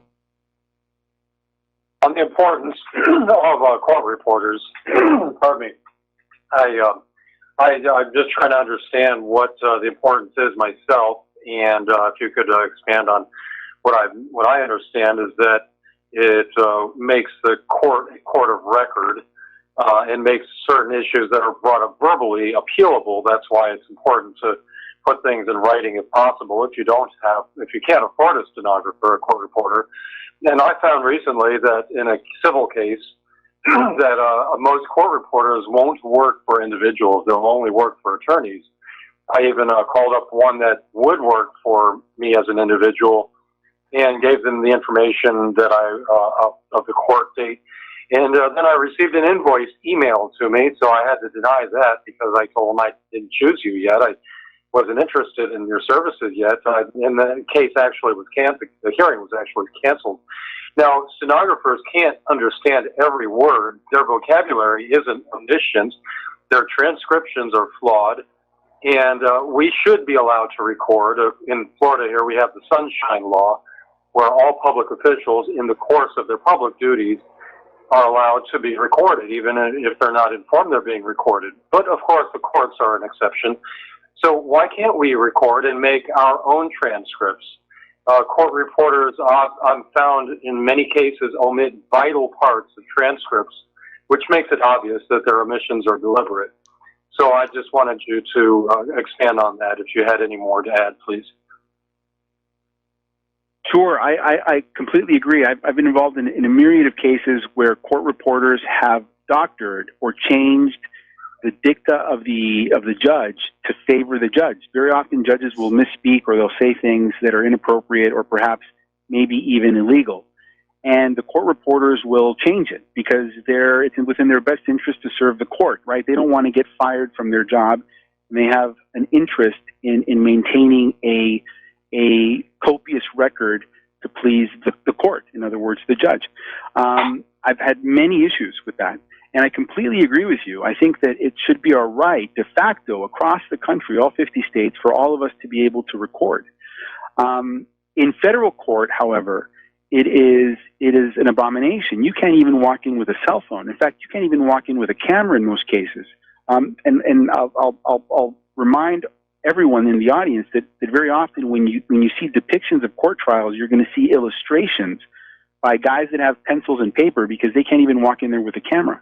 I'm hoping all of that will change. And again, an excellent advocacy point for all of us to work on together to try to make those changes, because we have to protect ourselves. We cannot depend on anyone to do it for us. Okay, well, fine. And thank you.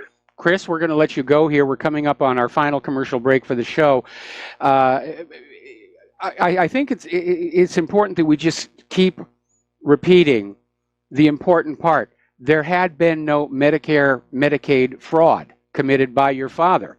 When they finished the audit, he was actually owed money, and still these prosecutors pursued this case in the hope of a settlement and a payout. That's not a justice system. That's a just us system. Got to take a 3-minute break here. We'll be back with the last segment of our program after these few words.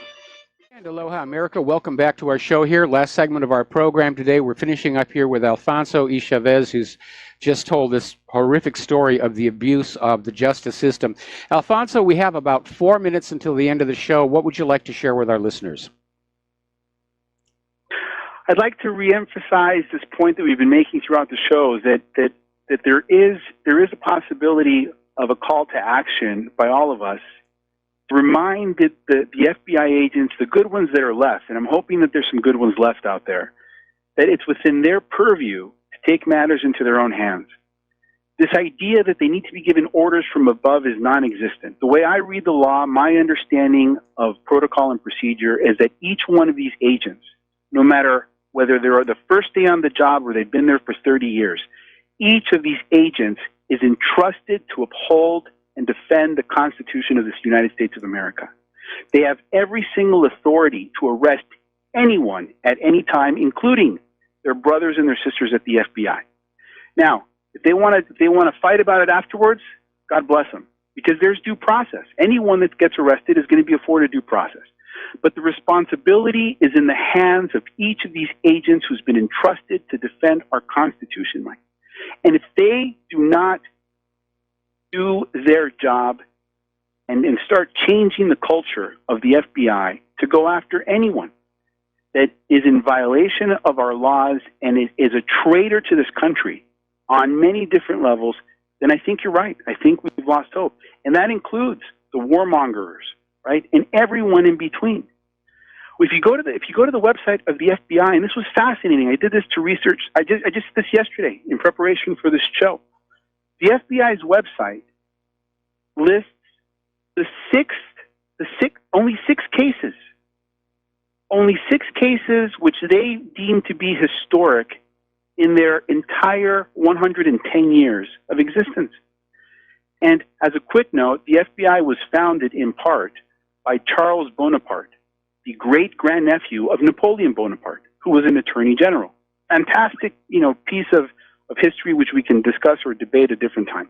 But if you go to the FBI website today, the 6 cases that are there are 1, February 1980, the Abscam case, March 1984, Operation Greylord, June 1988, Operation Illwind, April 2008, Tennessee Waltz, June 1972, Watergate, and 2005, the William Jefferson case. So what the FBI is telling us in their marketing effort on their website is that in the entire 110 years of their history, these are their milestone cases. You've got to be kidding me. They're talking about 3 cases from the 80s, 1 from 1972, right, and 2 from 2005 to 2008. This is what they have to be proud of? That's it? So either there's something wrong here, or they're not doing enough of what they should be doing every single day. No, what they're doing can't be talked about. I mean, they're back to the same tactics they used during COINTELPRO, and they're not going to make that public. Again, the FBI is the American version of the Gestapo. And there's the music. So, Alfonso, it was a pleasure having you on the show. Thank you for sharing the information, that history of your father's lawsuit. Again, thank you for being on the show today. We're going to let you go here. The music is now playing. It's time for me to get out of here and get something useful done with the rest of the day. Stay tuned for John Stadmiller. He's got lots of interesting things to share with you. Please take what you learn here and share it with everybody. Talk to people. Use email. Use postal mail. Forget about social media. It's being turned into a giant wall of filters. We'll be back tomorrow. Aloha, America. God bless you, Mike. Thank you so much. Bye-bye.